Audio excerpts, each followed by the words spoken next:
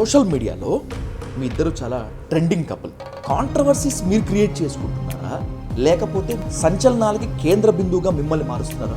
నిజంగా తప్పు చేస్తున్న వాడే కాంట్రవర్సీస్ క్రియేట్ చేస్తాడు. శ్రీనివాస్ అయిపోయాడు, ఇంకా అయితే హైదరాబాద్ పంపించేసాం. ఏదో గుడ్డలు అమ్ముకొని బ్రతుకుతాడు, ఇంకా బ్రతుకుతున్నాడు. పోనీరా, చచ్చాడాడు, వదిలేసినాం. నేను టెక్కల నుంచి పారిపోయానా? గుడ్డలు అమ్ముకోవడానికి హైదరాబాద్ వచ్చానా? గుడ్డలోడ తీయడానికి హైదరాబాద్ వచ్చాను. ఊపర్ షేర్వాణి, అండర్ పరేషాని నీకేం తెలుసురా అని చెప్పి. వకులా సిల్క్స్ కూడా కేవలం సోషల్ మీడియాలో ట్రెండింగ్ కోసం మాత్రమే మీరు సక్సెస్ రేట్ చూపిస్తున్నారా? చూపిస్తే ఏమొస్తుంది? సోషల్ మీడియా సక్సెస్ రేట్ చూపిస్తే మాకు ఏమొస్తుంది? ఓడిపోయాము, నష్టపోయాము అనుకోకుండా కనీసం చెప్పుకునేట్ అయిపోయాయి కదా. తిరుమల అనేటువంటిది ఒక సెన్సేషన్ అవుతుంది. మీరు ఎప్పుడు వెళ్ళినా ఏం చేసినా కూడా. ఆనాడు మీరు రీల్స్ చేయలేదన్నారు, కట్ చేస్తే కోర్టుకు వెళ్ళారు. మొన్న కేక్ కటింగ్ ఎందుకని? విజయ్ చాలా తెలివైన వాడు. పైన కొండమే పెళ్ళిళ్ళు అవుతున్నాయి. అలాగే birthdays same day Jahnavi Kapoor చేసింది కదా. ఊరికే ఎందుకండి కేసెస్ పెట్టించుకొని ఊరికే స్టేషన్ చుట్టూ తిరగాలని ఎవరికైనా సరదా ఉంటుంది. ఎవరి విషయంలో జరిగినటువంటి వివాదాలు కేవలం మీ ఇద్దరే ఎందుకు? నువ్వే నిపుణుడువా అందులో ఫ్యాక్ట్ ఉందని చెప్పడానికి? మరి చంద్రబాబు నాయుడు ఏమైనా నిపుణుడా? ఆయన ఎలా చెప్పారు? ఆయన జంతువులకు ఉందని. ఆ రోజు 319కి ఈ దేశంలో నెయ్యి ఇచ్చిన మహానుభావుడు ఎవడు అసలు? ఈ రోజు కూడా నాదొక డౌట్, తిరుపతిలో మనం నిజంగా నెయ్యినే ఇస్తున్నాం. మనం సామాన్య భక్తుల్లో వెళ్తుపోయింది. ఎందుకు పెట్టాలి ప్రోటోకాల్ దర్శనాలు? కోటాను కోట్ల యొక్క భక్తుల మనోభావాల్ని దెబ్బతీయడానికి మనం ఎవరని? మీకు అత్యంత సన్నిహితంగా ఉండేటువంటి ప్రజాప్రతినిధి, ఎమ్మెల్యేలో, మినిస్టర్లో, ఎమ్మెల్సీలో మీ మీద మాత్రం నిప్పుడుగా ఆ కక్కనే ఎక్కడా జగన్మోహన్ రెడ్డి గారికి మీరు వ్యతిరేకంగా మాట్లాడలేదు, ఆన్ రికార్డ్ కానీ ఆఫ్ ద రికార్డ్ కానీ. అయినా కూడా there is no green channel from the YCP high command. Jaganmohan రెడ్డిని నా గుండెల్లో నుంచి ధర్మాన ప్రసాద్ తీయలేడు.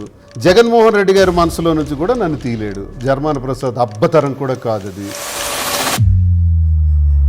రేపు మీకు టికెట్ వచ్చినా లేకపోతే ఇండిపెండెంట్గా కంటెస్ట్ చేసినా శత్రువులు మొత్తం మీ విషయంలో ఏకమవుతారు శ్రీనివాస్ గారు. నా ఇంటర్వ్యూకి పేకలేదు.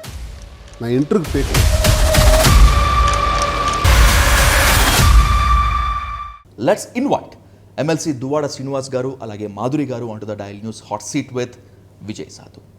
శ్రీనివాస్ గారు నమస్తే. సాధు గారు బాగున్నారా? బాగున్నాను, థ్యాంక్ యూ సో మచ్. ఈ మధ్య చాలా బిజీ అయిపోయారు మీరు. ఏ స్టేజ్ చూసినా మీ ఇద్దరే ఉన్నారు, ఏ హ్యాపీయెస్ట్ అకేషన్ చూసినా మీరిద్దరే ఉన్నారు. అసలు ఒక 10 మంది కలిపి వేడుక చేసుకుంటున్నారంటే మీరే ఉన్నారు. చాలా హ్యాపీగా ఉంది. గత 4 years నుంచి ఇది కంటిన్యూ అవుతుంది. ఇంకా ముందు కూడా కంటిన్యూ కావాలని చెప్పి మనస్ఫూర్తిగా కోరుకుంటున్నాను. ఇందాక చెప్పుకున్నట్లుగానే శ్రీనివాస్ గారు, పరాభవ నామ సంవత్సరం, చాలా వార్నింగ్స్ ఇస్తున్నారు ఆస్ట్రాలజీ నిపుణులు చాలామంది కూడా. ఇప్పటిదాకా పొందిన పరాభవాలు ఒక ఎత్తు, ఇప్పుడు పొందబోయే పరాభవాలు ఒక ఎత్తు అని చెప్పి రెడీగా ఉన్నారా మీరిద్దరు? చాలా మంచి మాట అడిగారు. పరాభవనామ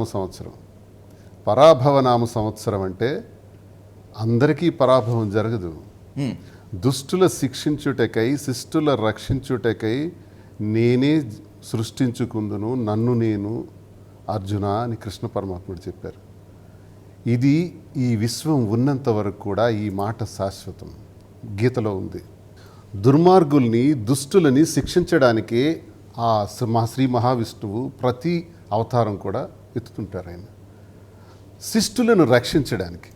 పరాభవం అంటే అందరి ప్రజలకు కాదు, ద్రోహులకు, దుర్మార్గులకు, మోసగాళ్లకు, అక్రమాలు చేసేవాళ్లకు, అన్యాయం చేసేవాళ్లకు పరాభవం తప్పదు. ఈ ఏడాది కావస్తే చూసుకోండి. నీతిగా, నిజాయితీగా, ధర్మం కొరకే ఉండే ప్రతి ఒక్కడికి గొప్పగా మంచి జరుగుతుంది, గొప్పగా మేలు జరుగుతుంది. వాళ్లకు పరాభవం జరగదు. నేనేం పండితుడిని కాను, నేనేవి జ్ఞానాన్ని బుక్స్ చదివి చెప్పట్లేదు. నాకు మనసులో అనిపించింది, వెంకటేశ్వర స్వామి భక్తుడిగా నేను చదివిన మహాభారత రామాయణాల్లో ఉన్నటువంటి ఈ చిన్న విషయాన్ని మీ ముందు నేను తెలియజేస్తున్నాను. పరాభవం అన్నది అందరికీ కాదు, మంచివాడికి మంచే జరుగుతుంది. నేరం చేసేవాడికి, తప్పు చేసేవాడికి పరాభవం ఈ ఏడాది తప్పదు. అది ఎవరవని, ఏ రంగంలో ఉన్న వాళ్ళవని. కాబట్టి ఒళ్ళు దగ్గర పెట్టుకొని మంచి చేయడానికి ప్రయత్నిద్దాం. మంచిగా ఉండటానికి ప్రయత్నిద్దాం. మంచి అంటే ఏంటి, మంచి చెడు ఏంటి, what is the difference between మంచి చెడు? మంచి అంటే మనం మానవులుగా పుట్టాం. మనతో పాటు పుట్టిన ప్రతి మానవుడికి కూడా మనం సమాన దృష్టితో చూడాలి, అవసరమైతే సహకరించాలి, వాళ్ళ కళ్ళల్లో కన్నీటిని తుడవటానికి ప్రయత్నించాలి, వాళ్ళ కన్నీటికి మనం కారణం కాకూడదు. అదే మంచి, ఇంకంతకనే ఏం లేదు.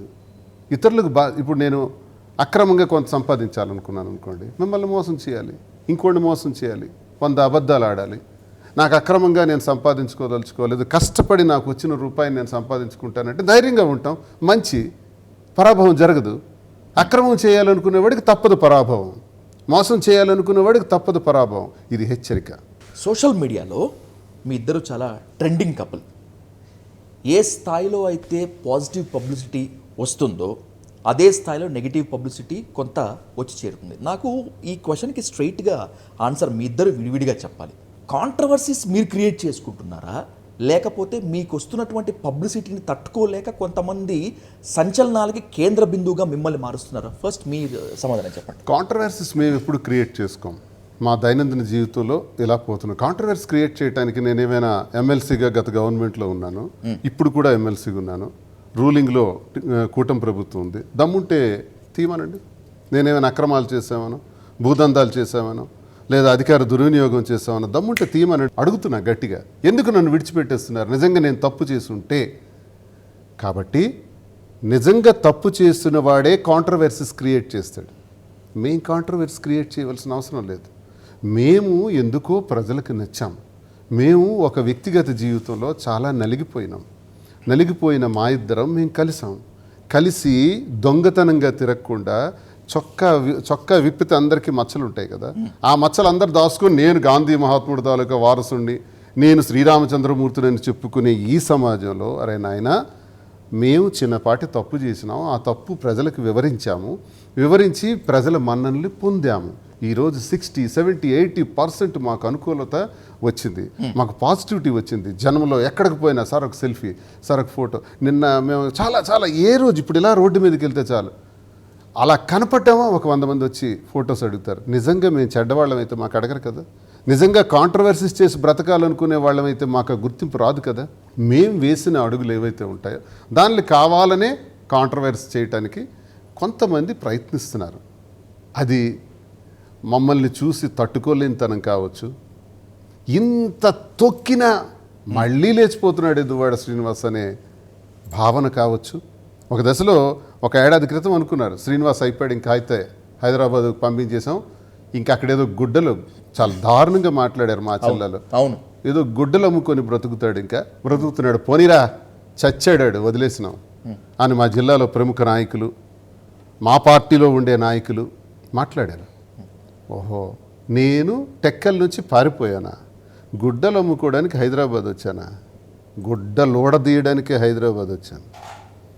నేను నా బిజినెస్ నేను పర్ఫెక్ట్గా చేసుకుంటూ, నిజాయితీగా చేసుకుంటూ, రాజకీయాన్ని కూడా గట్టిగా చేయాలనే నిర్ణయం తీసుకొని ఇక్కడికి వచ్చాను. అందులో వాళ్ళు సస్పెండ్ చేయించవచ్చు, నన్ను పక్కన పెట్టవచ్చు, తొక్కేసాం అనుకోవచ్చు, అధిగమించేసామని అనుకోవచ్చు. కానీ మళ్ళీ పైకి లేచామే, మాకుంటూ ఒక వ్యాపారం పెట్టుకున్నామే, ఆ వ్యాపారంలో ఒక 100 మందికి జీతాలు ఇచ్చి పోషిస్తున్నామే, ఇంకా అది విస్తరిస్తున్నామే, అరే పోయాడే అనుకునేవాడు మళ్ళీ లేచాడే అని కొంతమంది శత్రువర్గాలకి జీర్ణించుకోలేని వాళ్ళు చేసే ప్రయత్నంలో భాగమే ఈ కాంట్రవర్సీస్ క్రియేట్ చేస్తారు. 2-3 రోజుల క్రితం వకులా సిల్క్స్ 1 year యానివర్సరీ చాలా గ్రాండ్గా సెలబ్రేట్ చేశారు. నేను కూడా వీడియోస్ చూశాను, ఇవంతా చూశాను, చాలా బాగా అనిపించింది.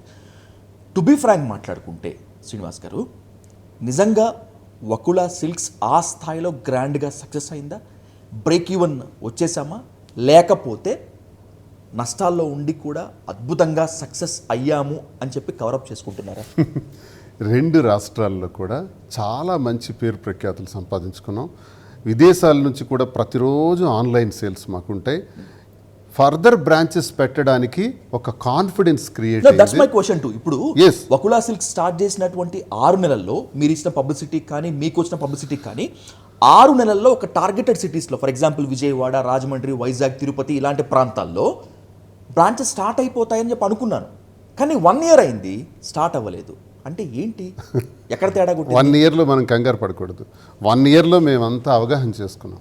ఈ బిజినెస్ గురించి పూర్తిగా అవగాహన చేసుకోవడానికే 1 ఇయర్ పట్టింది. ఈ జూన్లో విశాఖపట్నం స్టార్ట్ అవుద్ది. హైదరాబాద్లో మరో 2 బ్రాంచెస్ త్వరలో స్టార్ట్ అవుతాయి. బిల్డింగ్స్ రెడీ అవగానే స్టార్ట్ చేసుకుంటూ పోతాం. ఇంకా విజయవాడలో కూడా ప్లాన్ చేస్తున్నాం, విస్తరిస్తాం. ఈరోజు నేను చెప్తున్నాను, మీరు గుర్తుంచుకోండి, 1000 మందికి జీతాలు ఇవ్వాలి, ఒక 50 బ్రాంచెస్ పెట్టాలి, ఓకే, ఒక 1000 కోట్ల టర్న్ ఓవర్ చేయాలని టార్గెట్ పెట్టుకున్నాను వాడ శ్రీనివాస్ గారు, మాధురి, మేమిద్దరం తీసుకున్న నిర్ణయం. ఇది ఆషామాషిగా మేము చేయట్లా. జ్యువెలరీ కూడా ప్లాన్ చేయాలి, దీంతో యాడింగ్, ఇవన్నీ కూడా ప్లాన్ చేసుకున్నాం, విస్తరిస్తాం.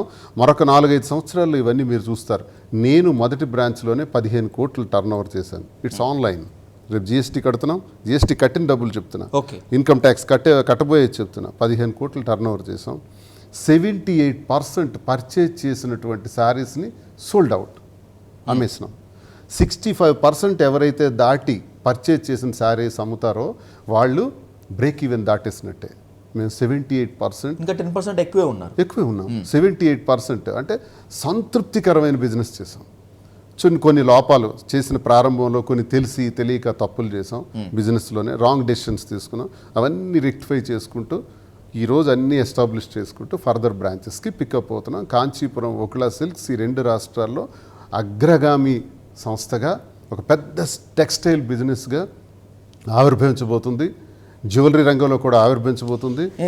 కొన్ని వేల మందికి జీతాలు ఇవ్వాలి, కొన్ని వేల మంది బ్రతకాలి అన్నటువంటి ఒక సంతృప్తి, మానసిక సంతృప్తి. ఇంతకన్నా ఏం సాధించలేం. కానీ మన వల్ల ఇంతమంది జీవితాలు ఉన్నాయి కదా, సరదాగా ఉన్నారు, అందరూ బాగున్నారు, ఓకే, దీని మీద అక్రమ సంపాదన చేయాలి, విపరీతంగా సంపాదించేయాలని మాకు లేదు. రీజన్ ఈరోజు కూడా మీరు హైదరాబాద్ సిటీ మొత్తం తిరిగి ఆఖరికి మా దగ్గరకు వచ్చి కొనుక్కొని వెళ్తారు. ఎందుకంటే reasonable price, quality is our predominance. Quality ఉండాలి వకులా సిల్క్స్లో అన్నదే మా ఉద్దేశం. మేమే వెళ్ళి మాధురియే కొన్ని వేల శారీస్ సెలెక్ట్ చేస్తుంది, కొన్ని వేల శారీస్. కాశీ వెళ్తాం, ఎక్కడికి వెళ్తాం, ఆల్ వెండర్స్ దగ్గర దేశం మొత్తం కార్లోనే తిరుగుతాం. తనే సెలెక్ట్ చేస్తుంది. తను సెలెక్ట్ చేసిందంటే that piece is selected piece, ఇంకా తిరుగు ఉండదు. 100% ఆ పీస్ వెళ్ళిపోవలసిందే. తాను ఒక యాడ్ చేసిందంటే గంటలో సారిపోతుంది. 1 అవర్లో మాకు ఆర్డర్ వస్తుంది ఆన్లైన్లో. అంత బ్రహ్మాండంగా తనకు ఆ టాలెంట్ ఉన్నాయి. ఆ టాలెంట్స్ మీదే దీన్ని చేసుకుంటూ వెళ్తున్నాం. Grand success. We are very very very happy.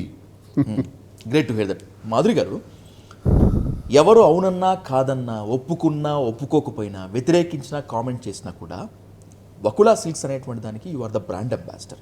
Srinivas garu చెప్తున్నట్లు మీ సెలెక్షన్ కానీ, మీ పబ్లిసిటీ కానీ, మీ యాడ్ మేకింగ్ కానీ, ఇది ఒక డిఫరెంట్ లెవెల్. ఇదంతా పైకి అనుకుంటే కాసేపు బ్రేక్ ఈవెన్ దగ్గర నుంచి సక్సెస్ వరకు మీరు నిజంగా చెప్పండి, హ్యాపీగా ఉన్నారా వకులా సిల్క్స్ తోటి? ఎందుకంటే గద్దరన్న మేము ఎప్పుడన్నా కూర్చున్నప్పుడు నాతో ఒక మాట అనేవాడు, ఊపర్ షేర్వాణి అందరు పరేషాని, నీకు ఏం తెలుసురా అని చెప్పి. పైకి మాత్రం షేర్వాణి కనిపిస్తుంది, లోపల మొత్తం పరేషాని ఉంటుంది. వకులా సిల్క్స్ కూడా అలాగే ఉందా? నష్టాల్లో ఉన్నారా? కేవలం సోషల్ మీడియాలో ట్రెండింగ్ కోసం మాత్రమే మీరు సక్సెస్ రేట్ చూపిస్తున్నారా? చూపిస్తే మాకేమొస్తుంది? చూపిస్తే ఏమొస్తుంది? సోషల్ మీడియా సక్సెస్ రేట్ చూపిస్తే మాకేమొస్తుంది? చెప్పండి, మీరే చెప్పాలి. నాకు ఓడిపోయాము నష్టపోయాము అనుకోకుండా చెప్పుకునేది అయిపోయాయి కదా. మాధురి గురించి అందరికీ తెలుసు. నేను ఏదైనా స్ట్రైట్ ఫార్వర్డ్ గా కొండ బదులు కూడా చెప్తాను.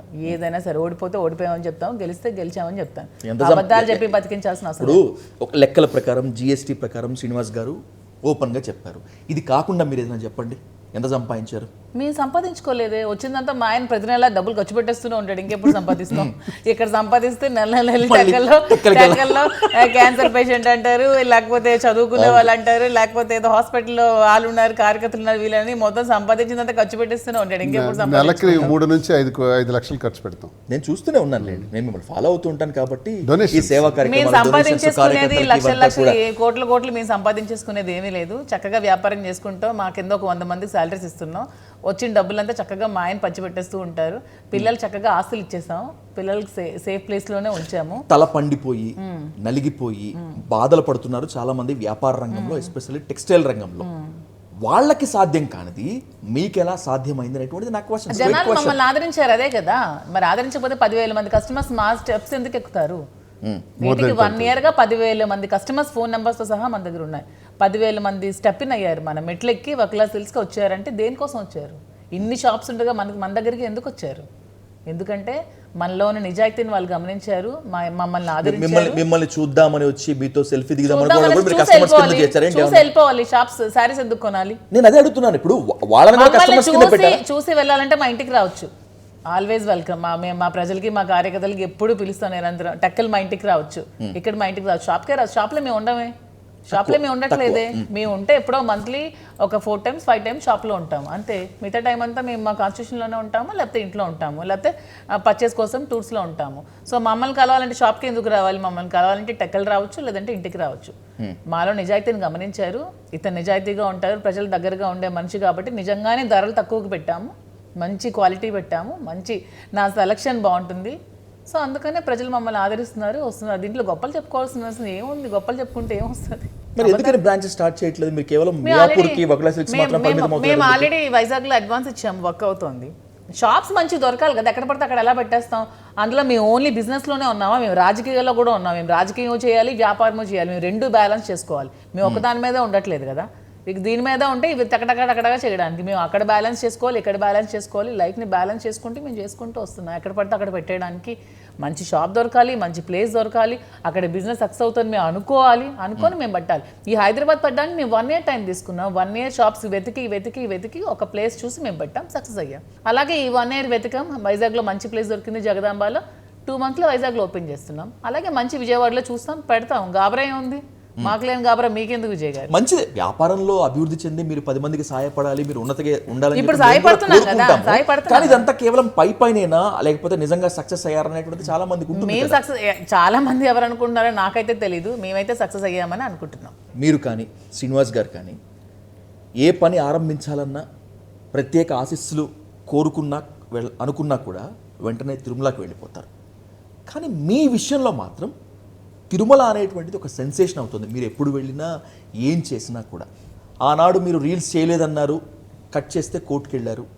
మొన్న కేక్ కటింగ్ ఎందుకని? సరే, ఇప్పటికీ మీకు అడుగుతాను. మీరు ఒక మంచి జర్నలిస్ట్, మంచి తెలివైన వాళ్ళని నా ఫీలింగ్. అంటే విజయ్ చాలా తెలివైనవాడు, మంచి స్ట్రాటజీ ప్లాన్ చేస్తాడు, మంచి తెలివైనవాడు అని నేను ఎప్పుడు అనుకుంటా. మీరు చెప్పండి, తిరుపతిలో నా రీల్ ఇప్పుడు మీరు ఎప్పుడైనా చూసారా? నేను ఆ రోజు చెప్పాను మాధురి గారు, చూడలేదు. నేను మీకు ఫస్ట్ ఇంటర్వ్యూ చేసిన రోజు నేను చెప్పాను, చూడలేదు అసలు మీ రీల్ నేను చూడలేదు అని చెప్పి. చూడలేదు. ఇప్పటికీ స్టిల్ ఎప్పటికీ రీల్ అనేది లేదు, ఎందుకంటే నేను రీల్ చేయలేదు కాబట్టి. ఓకేనా, number 1 point. Number 2 point, cut చేసి తిరుపతిలో కేక్ కటింగ్ చేసామని అన్నారు. ఓకేనా, తిరుపతిలో కేక్ కటింగ్ చేసాం. స్వామి సాక్షిగా మేము స్వామి భక్తులుగా అబద్ధం చెప్పాం. స్వామి ఆ రోజు మేము గెస్ట్ హౌస్లో చిన్న కేక్, వెజిటేరియన్ కేక్ కట్ చేసాం. మీరు దానికి బిల్ కూడా చూపిస్తాం. బిల్ కూడా వెజ్ కేక్ ఉంది, ఆల్రెడీ వెజ్ కేక్ ఉంది, మేము చేసాం. నాకు తిరుపతిలో కేక్ కట్ చేయకూడదనే విషయం నాకు తెలియదు. నాకే కాదు, చాలా మంది లక్షల్లో జనాలకి తిరుపతిలో కేక్ కట్ చేయకూడదనే విషయం తెలియదు. ఎందుకంటే తిరుపతిలో స్వామి దగ్గర పెళ్లిళ్ళు చేసుకుంటాం, పైన కొండమే పెళ్లిళ్ళు అవుతున్నాయా? అవుతున్నాయి, పెళ్ళిళ్ళు అవుతున్నాయి కదా. అలాగే బర్త్డేస్ కూడా సేమ్ డే జాహ్నవి కపూర్ చేసింది కదా ఇప్పుడు తిరుపతి. సో కట్ చేశారేమో అనుకుని వెజిటేరియన్ కేక్ మేము కట్ చేసాం. సో ఇప్పుడు మీరు చెప్పండి, కాంట్రవర్సీస్ మేము క్రియేట్ చేస్తున్నావా, కాంట్రవర్సీస్ మా చుట్టూ తిరుగుతున్నాయా? ఒక జర్నలిస్ట్ గా మీకు క్వశ్చన్ అడుగుతున్నాను. To be frank, మీకేమనిపించింది?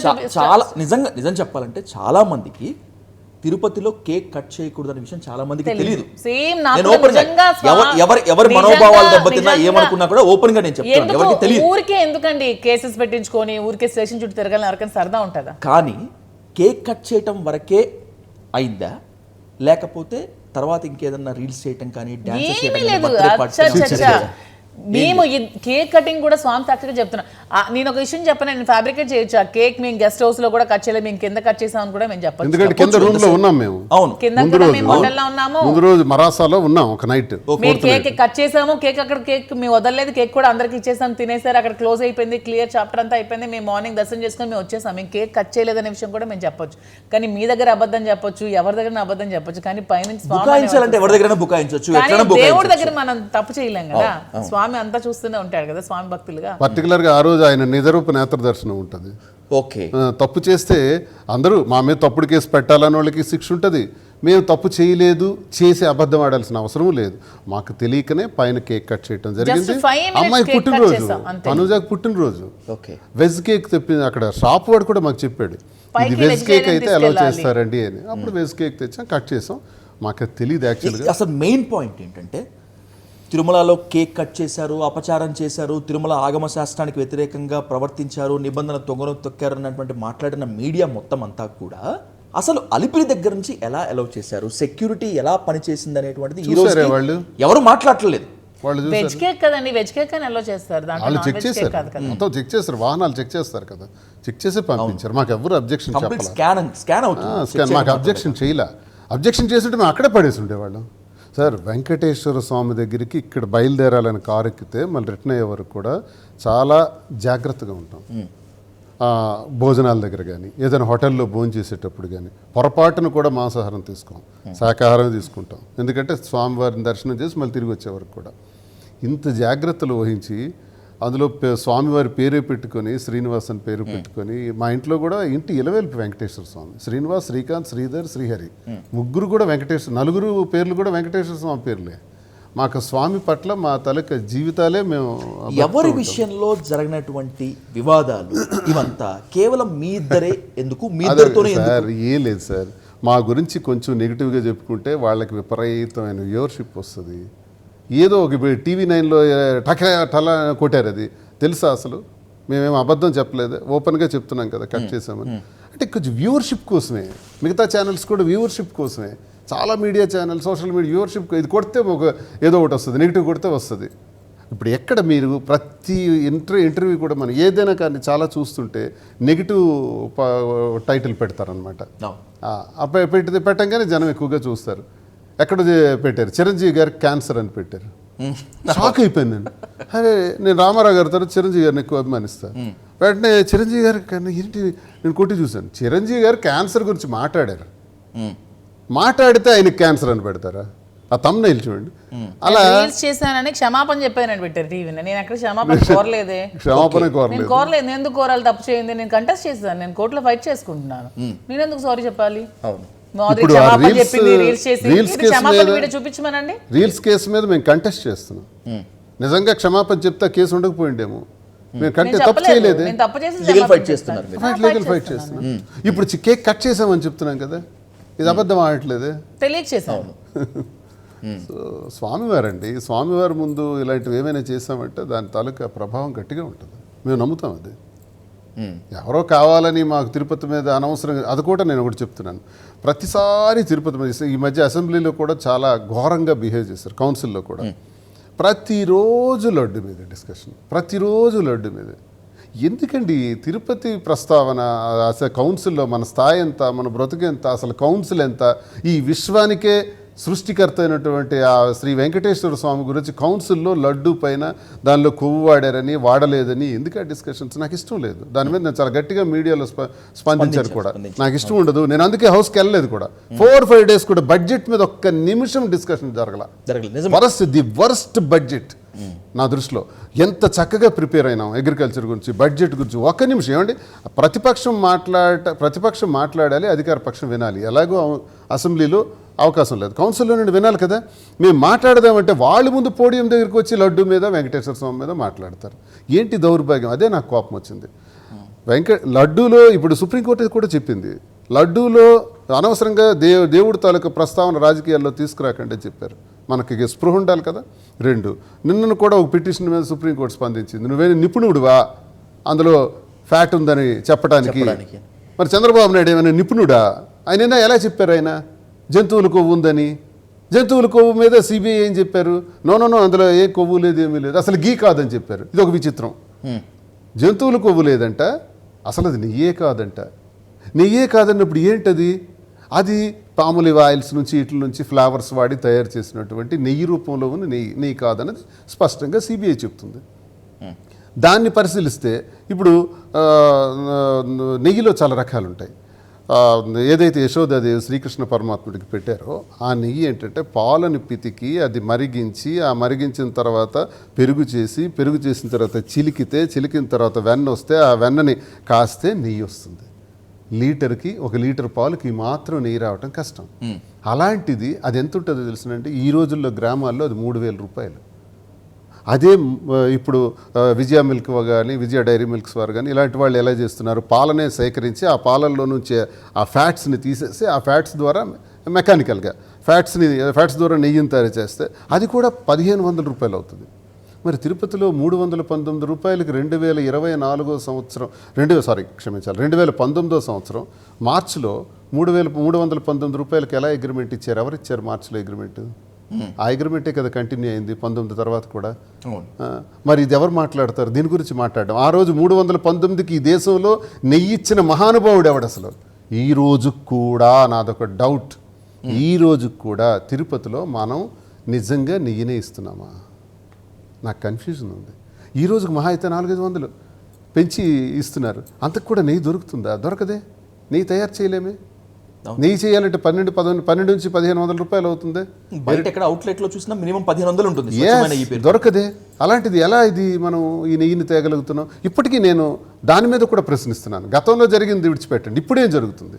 అసలు టీటీడీ ఏం చేస్తుంది? టీటీడీ నిద్రపోతుంది. అసలు టీటీడీ పనే ఉందండి?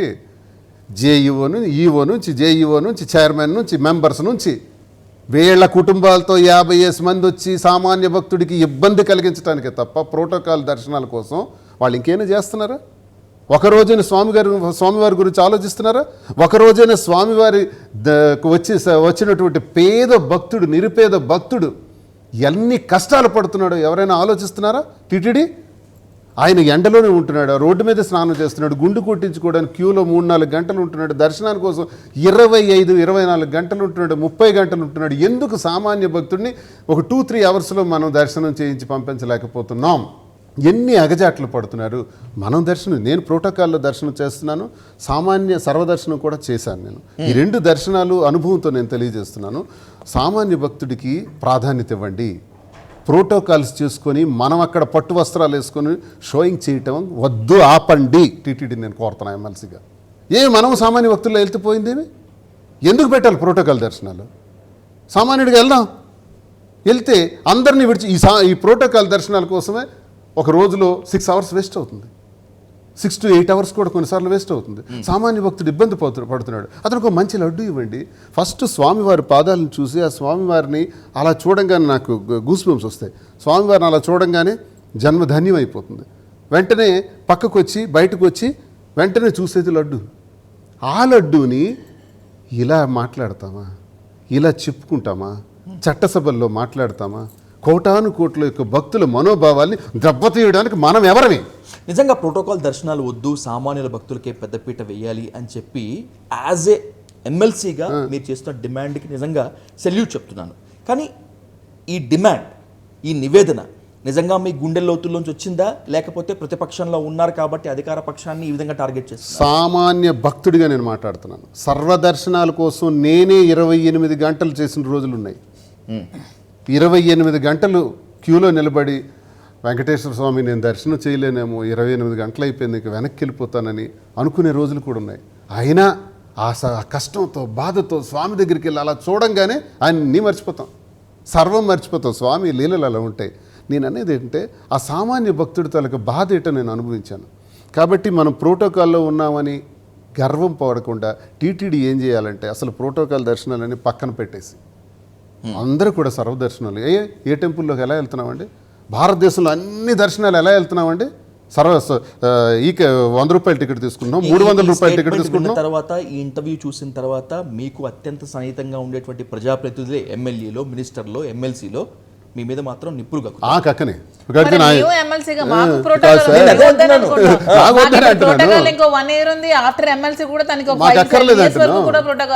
మాకు సర్వదర్శనం కావాలంటే ఇప్పుడు శ్రీశైలం వెళ్తున్నాం, శ్రీకాళహస్తి వెళ్తున్నాం, దేశంలో ఉండే ఎన్నో దేవాలయాలు, వేలాది లక్షల దేవాలయాలకు వెళ్తున్నాం. అక్కడ ఏమైనా ఇలాంటి ప్రోటోకాల్స్ ఉన్నాయి? కాశీ వెళ్తున్నాం, కాశీ వెళ్తే కూడా 500 రూపాయలు, 300 రూపాయలు, 2000 రూపాయలు టికెట్లు ఉంటాయి. టికెట్ పెట్టండి, పర్వాలేదు. ఆ స్థాయిని బట్టి టికెట్ కొనుక్కొని వెళ్తాడు. ఆయనకు 4-5-3 గంటల్లో దర్శనం అవుతుంది. తిరుపతి కాబట్టి రోజుకు 1,00,000 మంది వస్తారు కాబట్టి ఒక 6 గంటల్లో అయినా సంతృప్తి. అంతేగాని 20 గంటలు ఏంటి? పిల్లలతో ఎంత ఇబ్బందులు పడుతున్నారు. దర్శనానికి, సర్వదర్శనానికి పెద్దపీట వేయాలి టీటీడీ.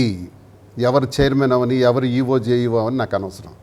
ప్రభుత్వం ఆలోచించాలి, అక్కడ పెద్దపీట వేయాలి. నెంబర్ 1. నెంబర్ 2, స్వచ్ఛమైన నీతితో తయారు చేసిన లడ్డు ఇవ్వాలి. ఒక్కటివ్వండి నా డిమాండ్. స్వచ్ఛమైన నెయ్యి ఎలా వస్తుంది? నేను ఒక ఐడియా చెప్తున్నా. నేను ఒక లెక్కేసాను ఏంటంటే 18,000 లీటర్ల నెయ్యి అవసరం రోజుకి. 1,00,000 ఆవులను పెంచితే 18,000 లీటర్ల నెయ్యి వస్తుంది. అలాంటిది 3 లక్షల ఆవులు పెంచుదాం టీటీడీ నుంచి. తిరుమలకి ఆల్రెడీ గోశాల ఉన్నట్టుంది, చాలదు.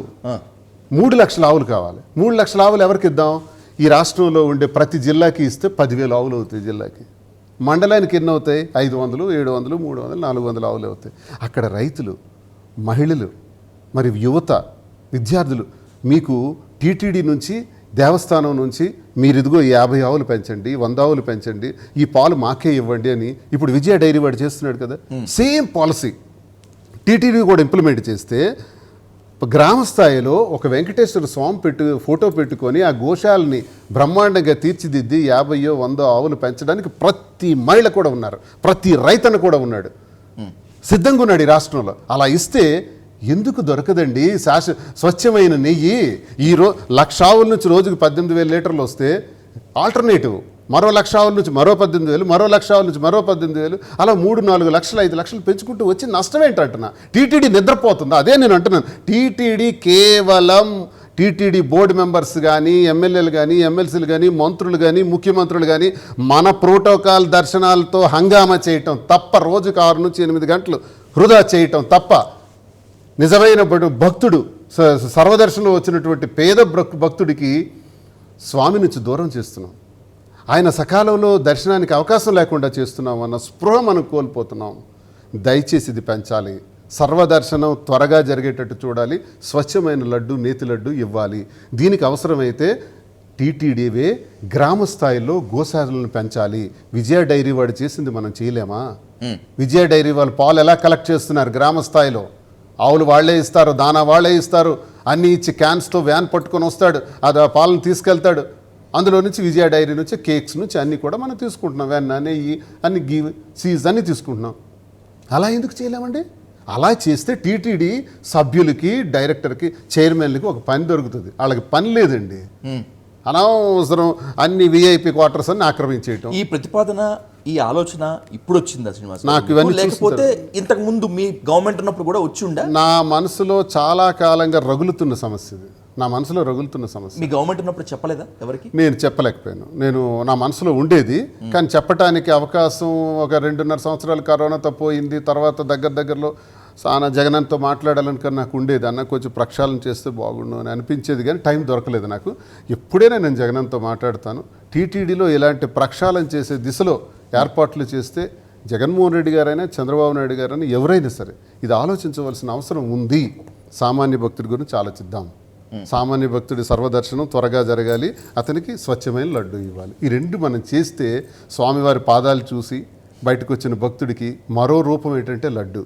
అది స్వామివారిదే ఇచ్చిన లడ్డు కింద వాడు ఫీల్ అవుతాడు. నమ్ముతున్నాం మేము. ఆ లడ్డూని ఇవ్వలేకపోతే మరెందుకు? స్వామివారి దర్శనాన్ని సరిగ్గా ఇవ్వలేకపోతే మనం ఎందుకండి బోర్డు? రాజకీయాలపై ఇంకా డీటెయిల్గా మాట్లాడబోయే ముందు మాధురి గారితో ఒక ప్రశ్న.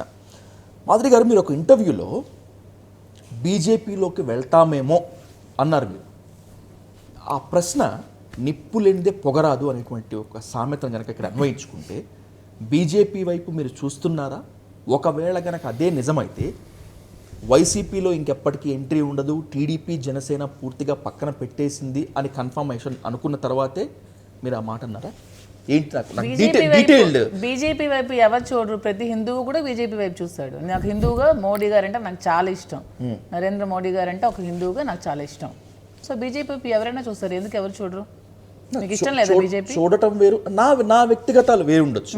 నాకు ఇష్టం ఉండొచ్చు, ఇష్టం ఉండకపోవచ్చు. అడుగుతున్నాను ఇంటర్వ్యూలో, మీకు బీజేపీ ఇష్టం లేదా? బీజేపీ తత్వం. నాకు ఏ రాజకీయ నాయకుడు ఇష్టం ఉండదు. నాకు ఏ రాజకీయ నాయకుడు ఇష్టం ఉండదు. మీ ఫేవరెట్ పొలిటిషియన్ ఎవరు? నాకు దువ్వాడ శ్రీనివాస్ గారిని లాగే ఇష్టపడతాను. మాధురి గారిని మాధురి లాగానే అభిమానిస్తాను. మీ ఫేవరెట్ పొలిటిషియన్ ఎవరు? నాకు ఎవరు లేరు. మళ్ళీ పొలిటిషియన్ ఏముంటుంది మాధురి గారు?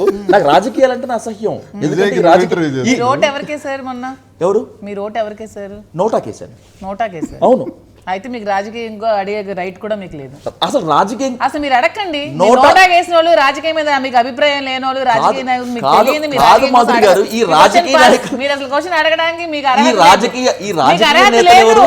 మీరు ఓటు అయిన వాళ్ళు మీకు అడిగే అర్హత లేదు. అసలు నోటా కేసే అర్హత నాకు ఇచ్చింది ప్రజాస్వామ్యం. ఎందుకు ఇచ్చి? అందుకే మీరు ప్రజాస్వామ్యం కోసం క్వశ్చన్ చేసే రైటే లేదు. ఓటు అయినోడికి అసలు ప్రజాస్వామ్యం కోసం ఎలా పోయినా మీకు నోటా కూడా ఓటే. నోటా ఎందుకు ఓటు అవుతుంది? మీ సరైన నాయకుడిని ఎన్నుకోనప్పుడు వీళ్ళు ఎవరో నాకు ఇష్టం లేదు కాబట్టి నేను నోటా కేసారు. అందుకే మీరు నా మీద నిప్పులు తర్వాత కక్కుదురు కానీ, మీరు నా తర్వాత అడుగుదురు కానీ, నాకు కరెక్ట్ క్లియర్గా చెప్పండి. బీజేపీ నుంచి మీకు సంప్రదింపులు ఏమన్నా వచ్చాయా? వచ్చాయి, కానీ మాకు జగన్మోహన్ రెడ్డి గారు అంటే చాలా అభిమానం. మా ఇద్దరికి కూడా నరనరాల్లో జగన్మోహన్ రెడ్డే ఉంటాడు. మా ఇద్దరికి చాలా ఇష్టం జగన్మోహన్ రెడ్డి అంటే. లాస్ట్ మినిట్ వరకు మేము జగన్మోహన్ రెడ్డి మరి అలాంటప్పుడు బీజేపీలోకి వెళ్తావేమో అనకూడదుగా. వాళ్ళు మీరు ఒట్టేయండి, మీరు కొంతమంది ఇంటర్వ్యూస్ చేస్తారు, ఏం పనికి మాల క్వశ్చన్లు అడుగుతారు వాళ్ళకే తెలియదు. మీరు ఒట్టేయండి, ఏదో పార్టీకి వెళ్ళాలని మీరు ఒట్టేసి చెప్పండి, అవేం క్వశ్చన్స్. పిలిచారు కాబట్టి పిలిచారు. ఏమో ఏ రోజు ఎలా ఉంటే చెప్పలేం కదా. ఆ రోజు మళ్ళీ అడగచ్చు, మీరు ఆ రోజు ఒట్టేసారు, మీరు ఎలా వెళ్ళారా అంటే. సార్ ఇప్పుడు జగన్మోహన్ రెడ్డి గారి నుంచి లేకపోతే వైసీపీ నుంచి రాజీనామా చేసి మేము పోవట్లే కొంతమంది నాయకుల్లా మాకు సస్పెండ్ చేశారు. పార్టీలో ఉండి జగన్మోహన్ రెడ్డి గారిని తిట్టేవాళ్ళు ఉన్నారు, విమర్శించేవాళ్ళు ఉన్నారు. కానీ పార్టీ నుంచి సస్పెండ్ పార్టీలో ఉండి జగన్మోహన్ రెడ్డిని తిట్టే వాళ్ళు ఉన్నారు, పార్టీలో ఉండి అవే ఎక్స్ పార్టీతో చేతులు కలిపి ములాఖాత్ చేసుకునే వాళ్ళు ఉన్నారు. రాత్రి వైసీపీ అంటారు, పొద్దున్న వైసీపీ అంటారు, రాత్రి వెళ్ళి టీడీపీతో ఉంటారు, ఎన్నో ఉంటాయి. మాకు అది లేదు. ఈ రోజు సస్పెండ్ చేసి ఆడది అయిపోతున్నా సరే ఇంకా జగన్ అనే అనుకుంటున్నాం. అంటే మా మనసులో అదే ఉంటుంది. ఎందుకంటే జగన్మోహన్ రెడ్డి గారి పైన వ్యక్తిగతంగా వైఎస్ఆర్ నుంచి మాకున్నటువంటి ఆ కుటుంబం పట్ల ఉన్న గౌరవం జగన్మోహన్ రెడ్డి గారు అంటే నాకు వ్యక్తిగతంగా. టు బి ఫ్రాంక్, సంవత్సరం అవుతోంది కదా సస్పెన్షన్ పడి. ఈ రోజుకి కూడా ఎక్కడా జగన్మోహన్ రెడ్డి గారికి మీరు వ్యతిరేకంగా మాట్లాడలేదు, ఆన్ రికార్డ్ కానీ ఆఫ్ ద రికార్డ్ కానీ. అయినా కూడా there is no green channel from the YCP high command. ఇప్పుడు జగన్మోహన్ రెడ్డి గారికి నాకు ఉన్నటువంటి గొడవ కాదు ఇది, ధర్మాన బ్రదర్స్కి మాకు ఉన్నటువంటి గొడవ. మా వ్యక్తిగత జీవితాన్ని అంతా ముగిసిపోయిన తర్వాత 8 నెలల తర్వాత సార్ దగ్గర ప్రెజర్ పెట్టి ఒత్తిడి తీసుకొచ్చి మమ్మల్ని సస్పెండ్ చేయించారు. సరే వాళ్ళు చేయించారు, సార్కి మాకు దూరం చేయలేరు. సార్ మనసులో జగన్మోహన్ రెడ్డిని నా గుండెల్లో నుంచి ధర్మాన ప్రసాద్ తీయలేడు, జగన్మోహన్ రెడ్డి గారి మనసులో నుంచి కూడా నన్ను తీయలేడు. ధర్మాన ప్రసాద్ అబ్బతరం కూడా కాదు అది. నేను మొన్న అసెంబ్లీ కానీ ఎంత కాదనుకున్నా జగన్మోహన్ రెడ్డి గారికి మీకు మధ్య ఒక గ్యాప్ సృష్టించడంలో, జగన్మోహన్ రెడ్డి గారికి మీకు దూరం పెంచడంలో సక్సెస్ అయ్యాడు. అయిపోయిందా అప్పుడే? ఇంకొంది కదా ముందు ముసళ్ళ పండుగ. కాయిన్ ఇటు ఉంటుంది, ఇటు చూద్దాం. బీజేపీ వాళ్ళు పిలిచారు గౌరవంగా మాట్లాడుకున్నాం, వెళ్ళిపోవచ్చు కదా. టీడీపీ జనసేన అంటే మాకు పడదు, వదిలేయండి. టీడీపీ కూడా పిలిచారు, అది ఆహ్వానం, అది కూడా ఆహ్వానం వచ్చింది. కానీ మనం అక్కడ ఇప్పుడు మీరు టీడీపీలో కనుక జాయిన్ అయితే శ్రీకాకుళం జిల్లాను వదిలిపెట్టయితే బయటకు రాలేదు. జరగదులేండి, అది జరగదు. అయితే ఊహ కూడా అందదు, అంతే కదా. అచ్చెన్నాయుడిని కాదని మీకు నాకు కూడా మాకు కాంగ్రెస్ బ్లడ్ అండి, ఇదంతా కాంగ్రెస్ పార్టీ బ్లడ్. జగన్మోహన్ రెడ్డి గారు, వైఎస్ఆర్ గారు ఇవే ఉంటాయి మా గుండెల్లో, ఇంకేం ఉండదు. ఇంకొదుకు ఉండలేము, వెళ్ళలేము. తప్పని పరిస్థితుల్లో అలాగే ఈ ధర్మాన ప్రసాద్ 2007లో కూడా నన్ను సస్పెండ్ చేయిస్తే పీఆర్పీ నుంచి పోటీ చేయాల్సి వచ్చింది. కాబట్టి నేను కాంగ్రెస్ నుంచి ఆ రోజు కూడా అలా రాజశేఖర రెడ్డి గారి ఆనాడు తండ్రి దగ్గర, ఈనాడు కుమారుడి దగ్గర, ఇద్దరి దగ్గర కూడా సస్పెండ్ చేయించింది ధర్మాన ప్రసాదే. పీఆర్పీ ప్రస్తావన వచ్చింది కాబట్టి ఒక క్వశ్చన్ మళ్ళీ అడుగుతున్నాను శ్రీనివాస్ గారు, నాకు కొంచెం డీటెయిల్ ఎక్స్ప్లెనేషన్ కావాలి. ఒక పార్టీ నుంచి ఇంకో పార్టీకి వెళ్ళినప్పుడు ప్రత్యర్థి పార్టీలో ఉన్నటువంటి నేతల్ని తిట్టడం కామన్ అది భయంకరంగా తిడతారు, కాస్త సోఫిస్టికేటెడ్గా తిడతారు. పీఆర్పీ నుంచి మీరు కంటెస్ట్ చేస్తున్నప్పుడు, పీఆర్పీలో మీరు ఉన్నప్పుడు వైఎస్ఆర్ని బలంగా విమర్శించాల్సిందే, అలా అయితేనే పీఆర్పీలో భవిష్యత్తు ఉంటుంది అని మీకు కొంతమంది నేతలు చెప్పారు, కానీ మీరు డినై చేశారు. చాలా ప్రెజర్. ఎవరా నేతలు ఏంటి? అప్పుడు కోటగిరి విద్యాధరరావు గారు ఒకళ్ళు, శ్రీరామచంద్రయ్య గారు వాళ్ళు, వీళ్ళందరూ కూడా నేను బై ఎలక్షన్, శ్రీరామచంద్రయ్య గారు ఇలాంటి వాళ్ళందరూ బై ఎలక్షన్లో నేను పోటీ చేస్తున్నప్పుడు చిరంజీవి గారి ద్వారా నామినేషన్ జరిగింది. మా ఇంట్లో వైఎస్ఆర్ ఫోటో ఉండేది. అది వైఎస్ఆర్ ఫోటో తీయబ్బా, ఏంది ఇది, నువ్వు పీఆర్పీలో పోటీ చేసే ఫోటో ఏంది తీయని నాకు ఒత్తిడి బాగా తెచ్చారు. ఆయన ఫోటో ఎందుకు తీయాలండి, ఆయన ఫోటో ఎప్పుడు మా ఇంట్లో, ఇప్పుడు మీరు స్టోర్కి వెళ్ళండి వైఎస్ఆర్ ఫోటో ఉంటుంది. జగన్మోహన్ రెడ్డి కట్అవుట్స్ ఉంటాయి. ఇప్పుడు బిజినెస్కి వైఎస్ఆర్ గారికి సంబంధం ఏంటి? ఆ స్టోర్లో వెళ్ళి చూడండి వైఎస్ఆర్ ఫోటో. వ్యక్తిగతంగా అభిమానం, ఆ అభిమానంతోనే మేము పెట్టుకుంటే వీళ్ళెవరో తీయమంటాడు, నేను తీనన్నాను, నేను దీని అలాగే ఉంటుంది అన్నాను. అది వచ్చింది, ఆ డిస్కషన్ వచ్చింది. వైఎస్ఆర్కి విమర్శించు, అందుకేనండి నాకు పడదండి. ఇప్పుడు మీరు అన్నట్టు జగన్మోహన్ రెడ్డికి నాకు చాలా బాగా చూసుకున్నారు, ఆయన చాలా గౌరవించారు, స్థాయినిచ్చారు, అన్నీ చేశారు. ఈరోజు జగన్మోహన్ రెడ్డి గారిని తిట్టమంటే నేను తిట్టలేను. అలాగే నిన్నటి వరకు టీడీపీని, జనసేనని తూర్పార పట్టిన నేను ఇప్పుడు వాళ్ళని పొగడమంటే నేను పొగడలేను. ఈ రెండు నాకు చేత కావు, అది నా క్యారెక్టర్, నా ఎథిక్స్. నేను ఇవి దాటి బయటకు వెళ్ళలేను. కాబట్టి నా లిమిటేషన్స్ నాకు ఉంటాయి. జగన్మోహన్ రెడ్డి గారు పూర్తిగా నాకు సస్పెండ్ చేయకుండా వదిలేస్తే, సస్పెన్షన్ ఎత్తకుండా, ఇది రివోక్ చేయకుండా వస్తే అలా ఇండిపెండెంట్గా ఉంటాం. ఈలోగా బీజేపీ వాళ్ళు పిలుస్తున్నారు మాకు, దాన్ని తను ఒక ఎక్స్ప్రెషన్ ఏంటంటే బీజేపీ వాళ్ళు కూడా మాకు ఇన్వైట్ చేశారు, చూద్దాం టైం ఎలా కాలం ఎలా నిర్ణయిస్తుందో అన్న ధీమాలో మేము ఉన్నాం అంతే. 2 ప్రశ్నలు నాకు నిజాయితీగా సమాధానం కావాలి. బట్ ఇంకో ఇందులో ఏంటి విజయ్ గారు, ఏ వ్యక్తిగత కారణాలతో అయితే మమ్మల్ని సస్పెండ్ చేయించారో ఆ చేయించిన వాళ్ళకి బొచ్చు ఇన్ని ఉంటాయి వ్యక్తిగత కారణాలు. ఎందుకు శ్రీనివాస్ గారు ఎప్పటి నుంచో నేను బయట పెడతా ఇప్పటివరకు బయట పెట్టలేదు. అందరికీ తెలిసిందే కదా, ఇంకా బయట పెట్టాడు. పోనీ హాట్ సీట్ విత్ విజయ్ గారు, వ్యక్తిగత కారణాలతో రాజకీయాలే చేయాలంటే ఇప్పుడున్న సోకాల్ నాయకులు ఎంతమంది ఉండాలో చెప్పండి. మరంతే క్వశ్చన్ క్లియర్. జర్నలిజం అంటే నాకు ఇష్టం. అది ఎవరో చెప్తే మేము పాదాభివందనం చేసుకుంటాం. ఆ దేశంలో ప్రపంచంలో ఎవరైనా అలాంటి నాయకుడు ఉంటే. అబ్స్టీన్ ఫైల్స్ లో మొన్న ఒకసారి చూసాం కదా. అసలు మా వ్యక్తిగత కారణం ప్రజలకి ఏమైనా సంబంధం ఉందా? అంటే ప్రజా జీవితంలో ఉన్నటువంటి వాళ్ళకు రోల్ మోడల్ గా ఉండాలి. సరే, ఇప్పుడు నేను బాగా అభిమానించే తమిళ యాక్టర్ ఉన్నారు విజయ్ గారు, నేను చాలా ఇష్టపడతాను. విజయ్ ముఖ్యమంత్రి కావాలని నేను కోరుకుంటాను. విజయ్ సక్సెస్ అవ్వాలి, ముఖ్యమంత్రి కావాలి, తమిళనాడుకి ఒక కొత్త ట్రెండ్ రావాలని నేను ఒక అభిమానిగా కోరుకుంటున్నాను. ఆయన ఇంట్లో ఒక సంఘర్షణ వచ్చింది, సేమ్ మా ఇంట్లో ఎలా వచ్చిందో అక్కడ ఎలాగే వచ్చింది.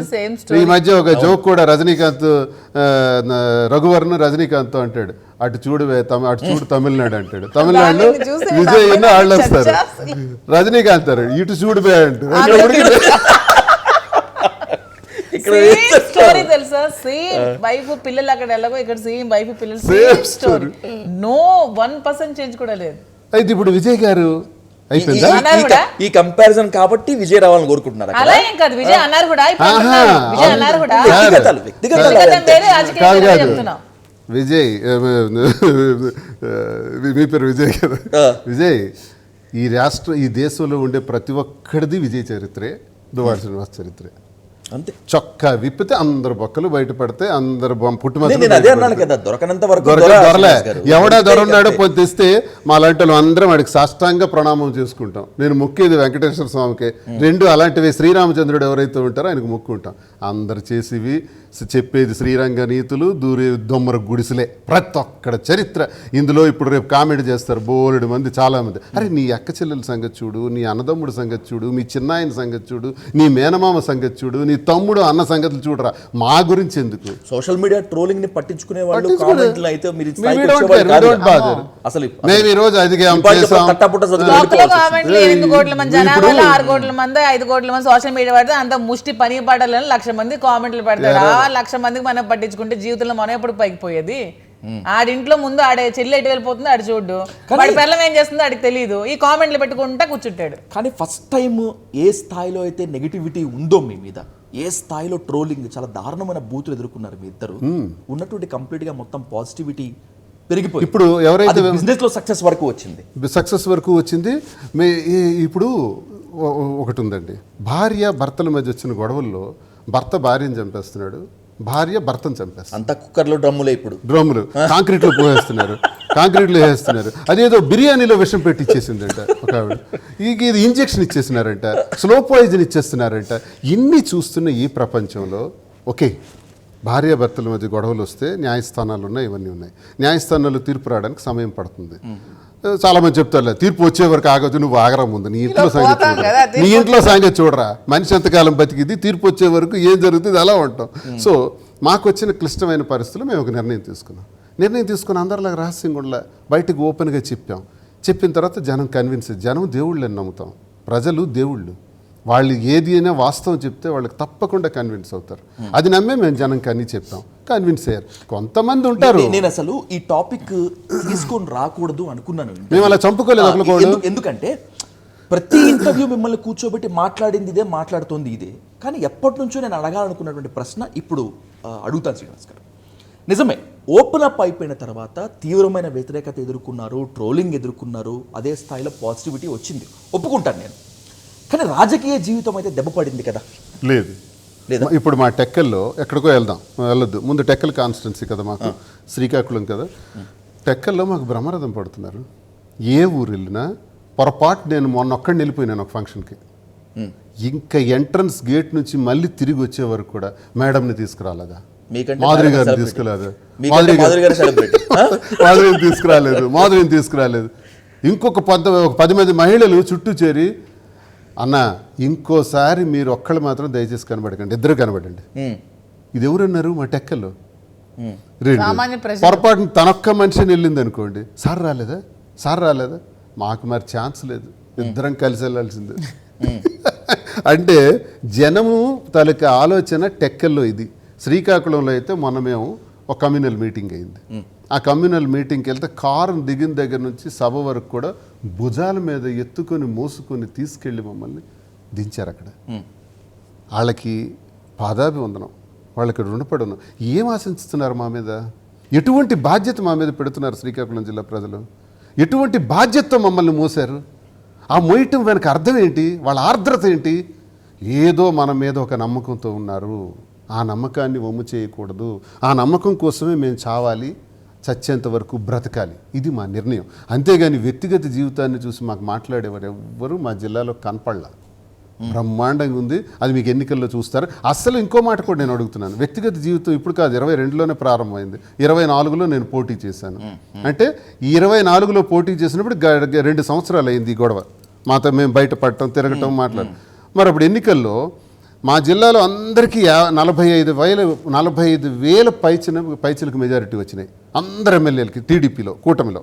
ఈవెన్ ధర్మాన ప్రసాద్ మీద పోటీ చేసి ఒక సర్పంచ్ అభ్యర్థి 54,000తో గెలిచాడు. కానీ జిల్లా రాష్ట్ర పార్టీ అధ్యక్షుడు అచ్చెన్నాయుడు పూజకు పనికి రాని పువ్వు నా మీద పోటీ చేస్తే 32,000 వచ్చాయి.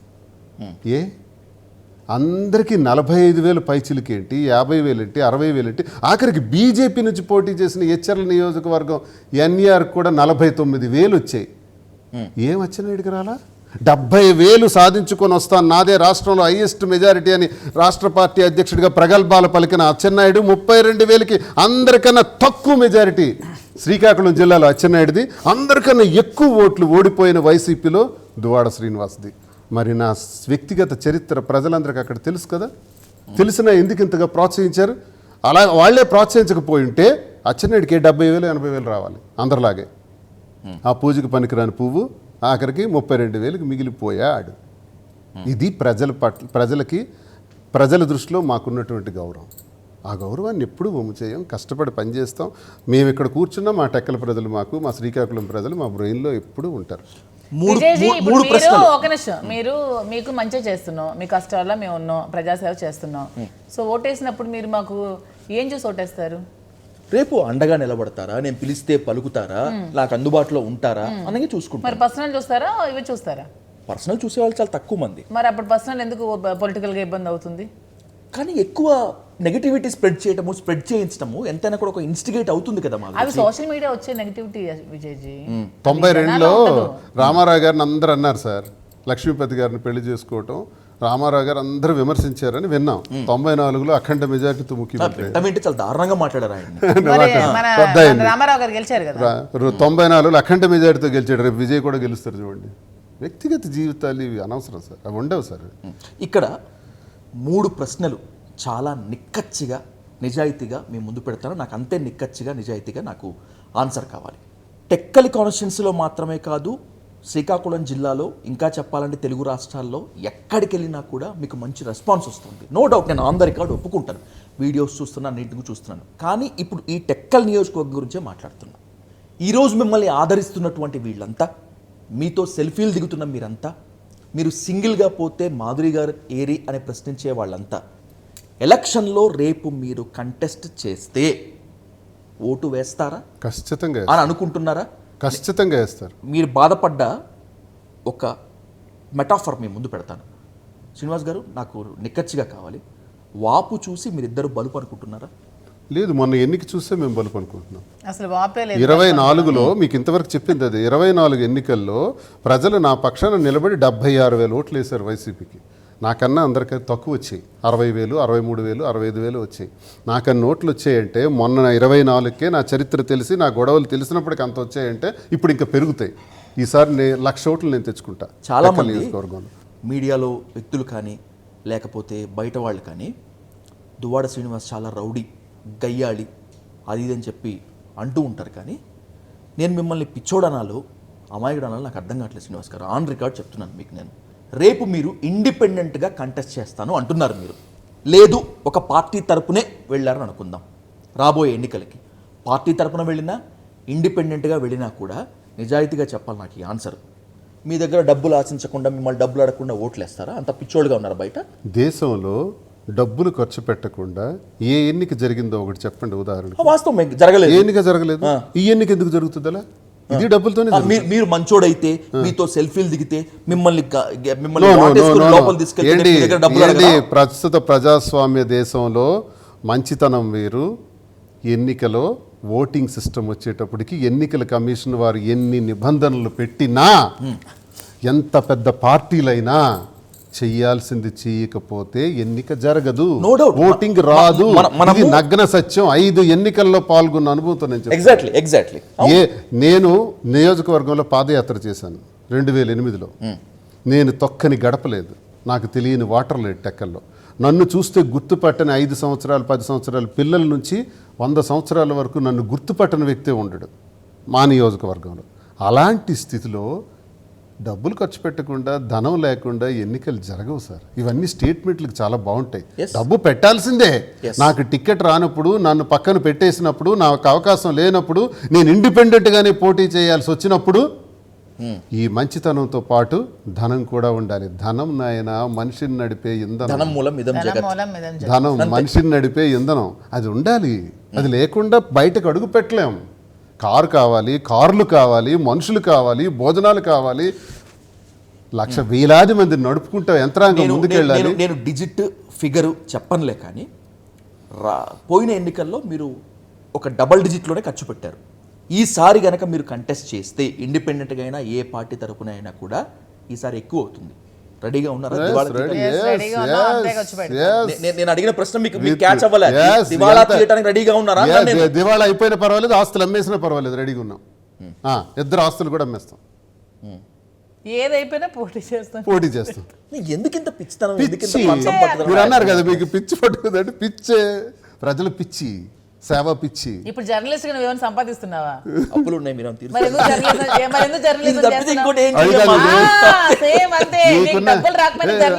మీకున్న తెలివితేటలకు బిజినెస్ చేస్తే ఇప్పటికి ఎక్కడో ఉండేవారు మీరు. మనకు క్యాపిటల్ ఇన్వెస్ట్మెంట్ కి డబ్బులు శ్రీనివాస్ గారి ఏం చెప్తారు సిగ్గుచేడు గారి. కానీ పాప మీరు ఎందుకు ఇది ఉన్నారు? ప్యాషన్. సర్వీస్ అన్నది ప్యాషన్. అంటే నాకు మీకు ఒక తేడా ఉంటుంది. నేను ఇది ఉపయోగిస్తే సరిపోతుంది, కానీ మీరు ఇది ఉపయోగిస్తే కాదు, ఇది కూడా ఉపయోగించాలి. చూడండి, నేను పవర్ ప్లాంట్ పోరాటం చేసి థర్మల్ పవర్ ప్లాంట్ తరిమి కొట్టాను. నాకు కొన్ని కోట్లు తెచ్చిస్తామన్నారు, తీసుకోలే. ఇది మా ప్రజలందరికీ తెలుసు, East Coast thermal plant. Yes, ఇది మాత్రమే కాకుండా లాస్ట్ టైం ఎలక్షన్స్లో ఎందుకు ఇంత డబ్బులు ఖర్చు పెట్టడము, అంత అవసరం ఏంటి? పార్టీ అధిష్టానం ఇచ్చిన దాంట్లో మీ సొంత దాంట్లో కాస్త వెనకేసుకుంటే పోయేది కదని చెప్పి మీకు చాలా మంది మీ సన్నిహితులు చెప్పారు. బట్ మీరు బంగారాన్ని నమ్మి, ఆస్తులు నమ్మి, అప్పులు తెచ్చి మరి కూడా ఖర్చు పెట్టారు కదా. మళ్ళీ ఇంకా అదే పిచ్చి పని కొనసాగి అంతకన్నా డబల్ పిచ్చితో ఉన్నా. ఇది డబల్. ఇప్పుడు బిజినెస్ ఎందుకు చేస్తున్నాం అనుకున్నారు? ఎందుకు ఎక్స్పాన్షన్ చేస్తున్నాం అనుకున్నారు? ఏదో బెంచ్ కార్లు కొనుక్కొని ఇంట్లో టైం పాస్ చేసుకొని ఫుడ్ తినేసి పడుకోవటానికా? అంతు చూడటానికే, నా శత్రువుల యొక్క సంగతి తేల్చటానికే, ప్రజాక్షేత్రంలో పోటీ చేయటానికే, కష్టపడటానికి, ప్రజలకు అండగా ఉండటానికి నేను చేయాల్సిన పనులు పెండింగ్లో ఉండిపోయినాయి. జగన్మోహన్ రెడ్డి గారి ఆశీస్సులతో, జగన్మోహన్ రెడ్డి గారి చేతుల మీద ప్రారంభించిన పోర్ట్, ఈరోజు మూలపేట పోర్ట్ అస్తవ్యస్తంగా ఉంది. డిసెంబర్ 25వ సంవత్సరం డిసెంబర్ నాటికి ప్రారంభం కావాల్సిన పోర్ట్ ఈరోజు అస్తవ్యస్తంగా ఉంది. టెక్కల ప్రజలు ఇబ్బందుల్లో ఉన్నారు, జిల్లా ప్రజలు ఇబ్బందుల్లో ఉన్నారు. పట్టించుకునే నాదుడు లేడు. ఒకే ఇంటిలో కేంద్ర మంత్రి, ఒకే ఇంటిలో రాష్ట్ర మంత్రి. అహంకారాలు పెరిగిపోయినాయి. రోజు ₹1 సంపాదన. అచ్చెన్నాయుడు ప్రతిరోజు కూడా ₹1 రాందే మేడ మీదకి వెళ్ళాడు. మరి సెంట్రల్ మినిస్టర్ అయితే విపరీతంగా దోపిడీ చేసి పడేస్తున్నాడు. 1800 ఫ్లైట్లు ఆగిపోతే నెట్ఫ్లిక్స్ చూసుకుంటున్నాడు.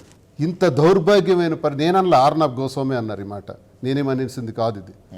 ఇలాంటి పరిస్థితుల్లో ఆయన ఒక అసమర్థ కేంద్ర మంత్రిగా ఇద్దరూ ఒకే ఇంటికి ఉండడం మా కర్మ, మా జిల్లా చేసుకున్న కర్మ. మా జిల్లా అన్ని విధాలు కూడా నాశనం అయిపోయాయి. మీ కష్టాలు దానిని ప్రక్షాళన చేయాలి. మాకు డబ్బు ఎంత పోతుందన్నది అనవసరం.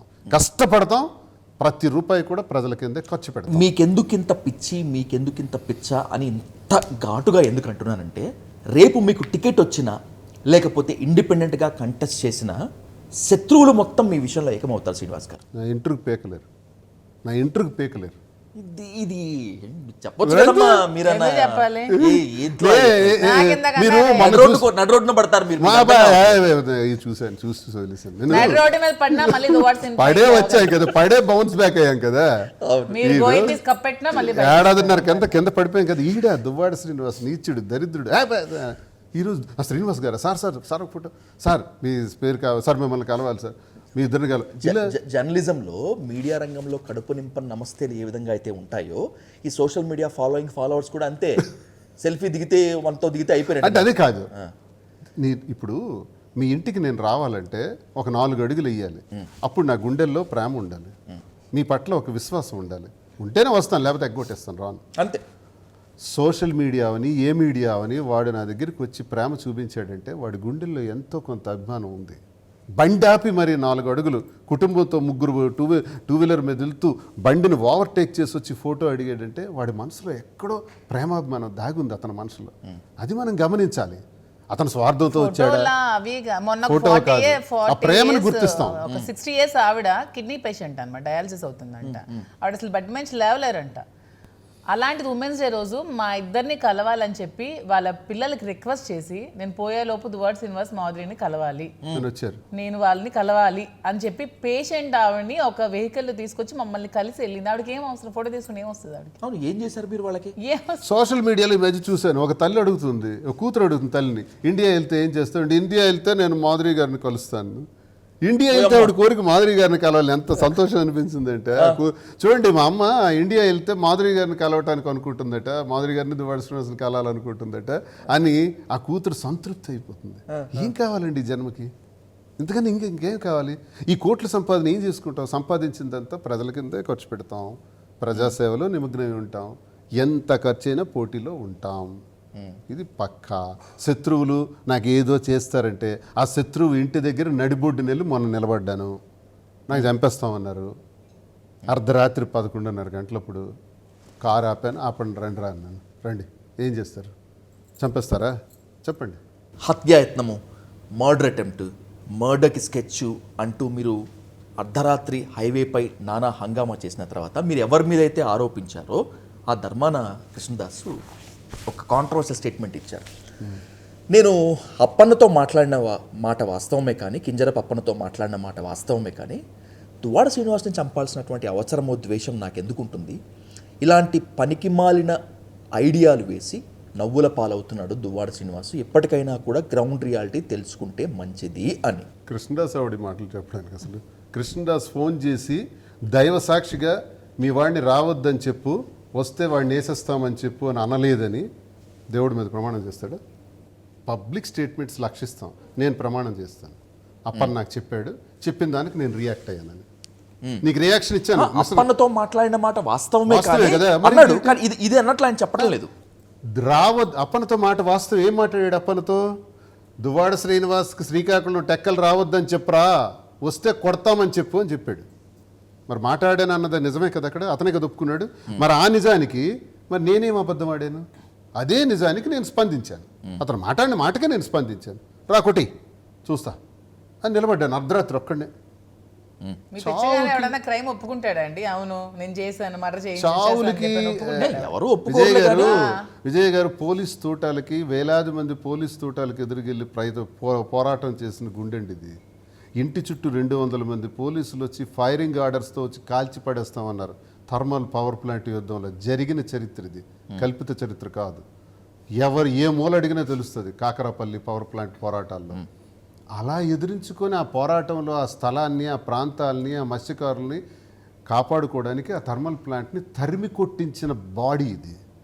18 కేసులు అనుభవించాను, 62 రోజులు జైల్లో ఉన్నాను. చంపేస్తారంటే భయపడతానా? ఏమనుకుంటున్నారు అసలు వీళ్ళు? నా శత్రువు అసలు ఏమనుకుంటున్నాడు? ఇక జీవితాంతం ధర్మాన బ్రదర్స్ మధ్య మీ మధ్య ఈ రగులుతూ ఉండాల్సిన 2007లో నాకు సస్పెండ్ చేయించాడు రాజశేఖర రెడ్డి దగ్గర ఆయన. ఇప్పుడేమో కొడుకు దగ్గర, కుమారుడి దగ్గర, జగన్మోహన్ రెడ్డి గారి దగ్గర సస్పెండ్ చేయించాడు. ఎక్కడ ఆగుద్ది ఇది? ఆరని మంటలు ఇది. మీరు దైవంగా భావించే జగన్మోహన్ రెడ్డి, మీరు అనుక్షణం స్తుతించి ప్రశంసించే జగన్మోహన్ రెడ్డి మిమ్మల్ని వద్దనుకున్నాడు, వాళ్ళని కావాలనుకున్నారు. అర్థమైపోయింది కదా. Suspension is not that mean. Suspension చేస్తే అది వద్దనుకోవటం కాదు, ఎక్స్పెల్ చేస్తే వద్దనుకోవటం. నన్ను expel బహిష్కరణ చేయలేదు. చేయలేదు, ధర్మాన ఒప్పుకుంటాం. ప్రసాద్కి దమ్ము ఉంటే నిజంగా కలేజా ఉంటే నన్ను ఎక్స్పెల్ చేయమనండి, బహిష్కరించమనండి. Suspension is not a punishment, it can be revoked at any moment. ఈ స్టేట్మెంట్ నేను మీ దగ్గర నుంచి 2-3 సార్లు విన్నాను. ఇప్పటికీ చెప్తున్నా. వైసీపీ నుంచి బహిష్కరణ వేటు పడాలి అని అనుకుంటున్నారా ఏంటి? కాదు, శత్రువుల్ని నాకెవరైతే సస్పెండ్ చేయించాడో ఆ ధర్మానికి కౌంటర్ చేస్తున్నా. నువ్వు నన్ను సస్పెండ్ చేయించావు కదా, ఎన్నిసార్లు సస్పెండ్ చేయిస్తావు? ఆనాడు కాంగ్రెస్ నుంచి, ఈరోజు వైసీపీ నుంచి. బహిష్కరించాయా నీకు శక్తి ఉంటే, బహిష్కరింపజేసేటట్టు. అప్పుడు జగన్మోహన్ రెడ్డి గారికి నేనంటే పడదని అర్థం. ఎక్స్పెల్ చేస్తే మాకు తెలుస్తుంది కదా నిజంగా మేము కావాలా వాళ్ళకి వద్దా అని. జగన్మోహన్ రెడ్డి గారికి మీరంటే పడదు, ఇది దీనికి ఎక్స్పెల్ చేశారు అనడానికి నిదర్శనం అవుద్ది. సస్పెన్షన్ పనిష్మెంట్ కాదు అది. ప్రతి ఆఫీసర్కి తహసీల్దార్ కలెక్టర్ సస్పెండ్ చేస్తాడు, రివోక్ చేస్తాడు. ఇది అలాంటిది. కానీ సంవత్సరం అవుతుంది కదా, టైం రాని సార్, టైం రాని. ఇప్పుడు ఏం చేస్తాం? Let's break A silence on one question Srinivas గారు. మొన్న బడ్జెట్ సమావేశాలప్పుడు నిరసన క్రమంలో మీరు జగన్మోహన్ రెడ్డి గారితో మాట్లాడారు, ఆయన మీతో మాట్లాడారు. ఏదో కుశల ప్రశ్నలు మీ ఇద్దరి మధ్య జరిగినట్లు నాకు ఒక క్రెడిబుల్ సోర్స్. మిమ్మల్ని కలుస్తాను, మాట్లాడతాను అంటే జగన్మోహన్ రెడ్డి గారు ఏమన్నారు? కలుద్దామని అన్నారు. చెప్సీను నాకు చెప్పారు. అంటే జిల్లా విషయాలు మాట్లాడదామని, ఇంకేం లేదు. నా పర్సనల్ ఏముంటుంది, ఇదే అన్నారా? కలుద్దాం సీను నన్ను. లేదు, ముందు ధర్మాన బ్రదర్స్తో ఉన్నటువంటి ఇష్యూ క్లోజ్ చేసుకో అనే పని లేదా? నాకు అడగలేదు, నాకు ఎప్పుడు చెప్పరు ఆయన. ఎందుకంటే ధర్మాన బ్రదర్స్కి నాకు ఉన్న గొడవ తండ్రి నుంచి ఉందని ఆయనకి తెలుసు. ఇది కలిసే గొడవ కాదని కూడా తెలుసు. ఓకే, ఇంకా ధర్మానను వేరేగా చూసుకోవాలి, సీనును వేరేగా చూసుకోవాలి అనుకున్న తత్వంలోనే ఉంటారు తప్ప ధర్మానతో వెళ్ళి పనిచేయని ఇప్పుడు జగన్మోహన్ రెడ్డి గారు నాకు చెప్పరు. ఎందుకంటే వారికి తెలుసు అది. అలాంటి ఎవరైనా ఊహాగానాలు చేసుకుంటే అది రాంగ్. సీను సమస్యల నుంచి బయటపడినావా, ఏదో పర్సనల్ ఇష్యూస్ ఇవన్నీ అంత క్లియర్ ఉందా? ఇంక నువ్వేం చేయాలి, నేనేం చేయాలి అన్నది మనం ఆలోచించుకోవాలి కదా. పాపం ఎంత అప్యాయతో సస్పెన్షన్ అవన్నీ ఆయనకు గుర్తులేదు, ఆ సంబంధమే లేదు. నేనేం చేయాలి, నువ్వేం చేయాలి, మళ్ళీ నువ్వు యాక్టివ్ చేయాలి కదా అన్న మాటలే ఆయన ఆడారు. లేదన్నా జిల్లా ఇష్యూ కూడా ఉన్నాయి, మాట్లాడాను. సరే మాట్లాడుకుందాం అని అన్నారు. ఈలోగా నాకు కొంతమంది పెద్దలు మాట్లాడారు. నా ఎక్స్ప్లెనేషన్ అంతా ఇచ్చాను. అక్కడ కులాల చిచ్చు ఒకటి రగులుతుంది. ఓకే, శ్రీకాకుళంలో ఈ ధర్మాన బ్రదర్స్ ఏం చేస్తున్నారంటే కాళింగుల్ని, కాపుల్ని. అవును, మీరు ఈ మధ్య బాగా మీ కాస్ట్ గురించి మాట్లాడుతున్నారు, కాళింగుల గురించి తొక్కేస్తున్నారు ఇదని చెప్పి. అంటే మీ కులంలో మీరు పట్టు సంపాదించుకునేందుకు మీరు వేస్తున్న స్కెచ్ అనుకోవాలా, లేకపోతే నిజంగా అన్ని జిల్లాల్లో ఉంటుంది సంకుల సమరం? No doubt at all. కులం లేని రాజకీయం లేదు, మతం లేని రాజకీయం లేదు, ఉంది కదా. కానీ మీ జిల్లాలో ఉన్నదనే మీరు మాట్లాడుతున్నారు. లేదు, కళింగులు అనేది ఒక చారిత్రాత్మకమైనటువంటి కులం. అది కళింగ సామ్రాజ్యంలో ఒక అత్యంత ప్రాధాన్యత కలిగినటువంటి జాతిది. ధైర్యంగా మాట్లాడటం, బెదిరిపోకుండా ముందుగా నిలబడటం, ఇవన్నీ ఉన్నటువంటి లక్షణాలు ఉన్నటువంటి హైయెస్ట్ ఓటింగ్ శాతం కూడా ఉన్నటువంటి జాతి. ఇంచుమించు 5 లక్షల ఓట్లు ఉన్నటువంటి పరిస్థితి శ్రీకాకుళంలో. 1,10,000 ఓట్లు ఉన్నటువంటి వ్యక్తులు మమ్మల్ని శాసించడం ఏంటి? ఇప్పుడు ఇది వైసీపీలోనూ కాదు, టీడీపీలో అదే జరుగుతుంది అంటనా. ఎక్కడి నుంచి అచ్చెన్నాయుడు ఎందుకు పోటీ చేయాలి? అసలు శ్రీకాకుళం నుంచి రామ్మోహన్ రెడ్డికి ఎందుకు ఇస్తున్నారు ఎంపీగా? కాళింగులకు కదా ఇవ్వాలి. అక్కడ వాళ్ళిద్దరూ పోటీ చేస్తూ ఒకే ఇంట్లో 2 పదవులు ఎందుకు ఇచ్చారు? ఎందుకు కోనరావుకి వెళ్ళలేదు? ఎందుకు అశోక్కి ఇవ్వటం లేదు? ఎందుకు అసలు కాపుల్ని దూరం పెట్టారు? కళా వెంకట్రావుకి ఎందుకు ఇవ్వట్లేదు? కాళింగుల గురించే నేను ప్రశ్నించట్లేదు, కులం గురించే కాదు, కులాల గురించి. మా జిల్లాలో అత్యున్నత స్థాయిలో కాళింగులు ఉన్నారు, 2 కాపులు. ఈ మధ్య కాలంలో మీ జిల్లాలో జరిగినటువంటి కాళింగుల సమారాధనో లేకపోతే కాళింగుల ఐక్యవేదిక, దానికి కర్త కర్మ క్రియ మీరేనా, లేకపోతే వాళ్ళు చేస్తే మీరు ఒక కీ రోల్ ప్లే చేశారా? నేను భాగస్వామిని అందులో. నేను భాగస్వామిని. పెద్దలు ఉన్నారు, చాలామంది పెద్దలు ఉన్నారు, అందులో నేను ఒక భాగస్వామిని. ఎందుకంటే టీడీపీలో అన్యాయం జరుగుతుంది కాళింగులకి, వైసీపీలో కూడా అన్యాయం జరిగింది.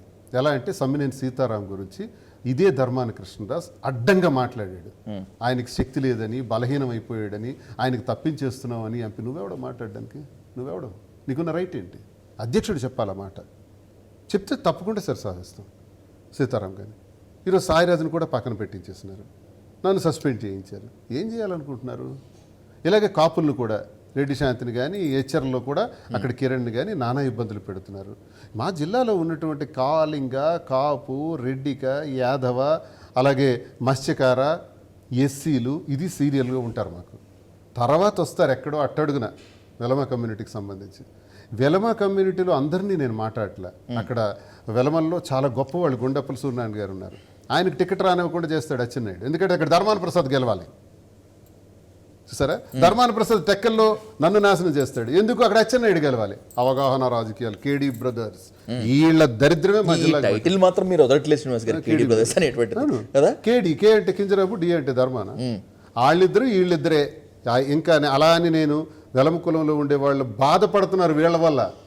వెలమ కులంలో ఉండే అచ్చెన్నాయుడు వల్ల బాధపడే బొగ్గు రమణమూర్తి గారు, నర్సనపేట ఎమ్మెల్యే, గుండప్పల్లి సూర్యనారాయణ గారి కుటుంబం మొన్నే చనిపోయారు, లక్ష్మి గారు, వీళ్ళందరూ బాధపడుతున్నటువంటి వాళ్ళు. వీళ్ళందరూ బాధితులు. బొగ్గు రమణమూర్తి గారు, బొగ్గు లక్ష్మణరావు గారు, వీళ్ళందరూ ఎక్కడున్నారు ఇప్పుడు? అందరినీ తొక్కిపడేసినారు కదా. అలాగే వైసీపీలో ఇంకో వెలమ కమ్యూనిటీకి సంబంధించిన నాయకుడిని రాణిస్తున్నారు, ఇద్దరు అన్నదమ్ములు కలిపి తొక్కిపడేసి. వీళ్ళే 75 సంవత్సరాలు వచ్చిన వీళ్ళే ఇంకా రాజకీయాలు. కొత్త వాడిని తీసుకురండి, ఒక వెలమ నాయకుడిని, గొప్ప నాయకుడిని తీసుకొద్దాం యూత్ని. అది చేయరే. అది నా వాదన, అది నా ఫైట్. వెలమ కులం మీద కాదు, వెలమ కులంలో నలుగురు మీదే ఫైట్. మిగతా వెలమ కులంలో ఉండే గొప్ప నాయకులు తంగి సత్యనారాయణ గారి నుంచి మహానుభావులు గుండప్పల్లి సూర్యనారాయణ గురించి, బొగ్గు లక్ష్మణరావు గారి గురించి ఎంతో చరిత్ర ఉన్నటువంటి నేపథ్యం ఉన్నటువంటి జాతిది. అందులో ఈ నలుగురు దుర్మార్గులు, ద్రోహులు, నికృష్టులు, ఈ కేడీలు వాళ్ళ కులాన్ని నాశనం చేస్తున్నారు, మిగతా కులాలని నాశనం చేస్తున్నారు. అన్ని కులాలకి నేను గట్టిగా పోరాటం చేయడానికి శ్రీకాకుళంలో యుద్ధమే స్టార్ట్ చేస్తున్నాను. ఆ యుద్ధం ఎటువైపు వెళ్తుందో కూడా మీరు చరిత్రలో చూస్తారు. రానున్న 29 ఎన్నికల్లో కీలకం కాబోతుంది. ఇది కాపులకు జరిగిన అన్యాయం మీద కళా వెంకటరావు గారికి అన్యాయం జరుగుతుంది టీడీపీలో. ఎందుకు మంత్రిత్వ శాఖ ఇవ్వకూడదు? ఆ రెండు పదవులు ఒకే ఇంటికి ఇవ్వడం అన్యాయం కదా. కలమటి రమణ, ఎర్రనాయుడు కన్నా సీనియర్ అయిన కలమటి మోహన్ రావు గారు 6 సార్లు ఎమ్మెల్యే. వాళ్ళ కుమారుడికి ఈరోజు అడ్రస్ లేకుండా చేశారు. కాపు కులం అని కాళింగులను అన్యాయం చేశారు. వైసీపీలో అదే జరిగింది, టీడీపీలో అదే జరిగింది. మొత్తంగా నా పోరాటం జరుగుతుంది. ఇప్పుడు అందరితో కలుపుకొని చేస్తాం ఈ పోరాటం. ఎస్సీలకు అన్యాయం జరుగుతుంది. మా జిల్లాలో ఎస్సీలు ఎక్కువ ఉన్నారు. ఎందుకు జిల్లా పరిషత్ చైర్మన్ వాళ్ళకి ఇవ్వకూడదు? ఎందుకు అట్లీస్ట్ వైస్ చైర్మన్ ఇవ్వకూడదు? ఎందుకు యాదవులకి, ఎందుకు రెడ్డిస్కి, ఎందుకు మత్స్యకారులకు ఇవ్వకూడదు? అన్నీ మళ్ళీ మేమే దొరుకుతామా? కాళింగోడే చైర్మన్ అయిపోతాడు, కాళింగోడే డీసీబీ అవుతాడు, కాపోడే డీసీఎంఎస్ అవుతాడు, లేకపోతే వెలమోలే అవుతామా? మరి వాళ్ళని పెట్టమా?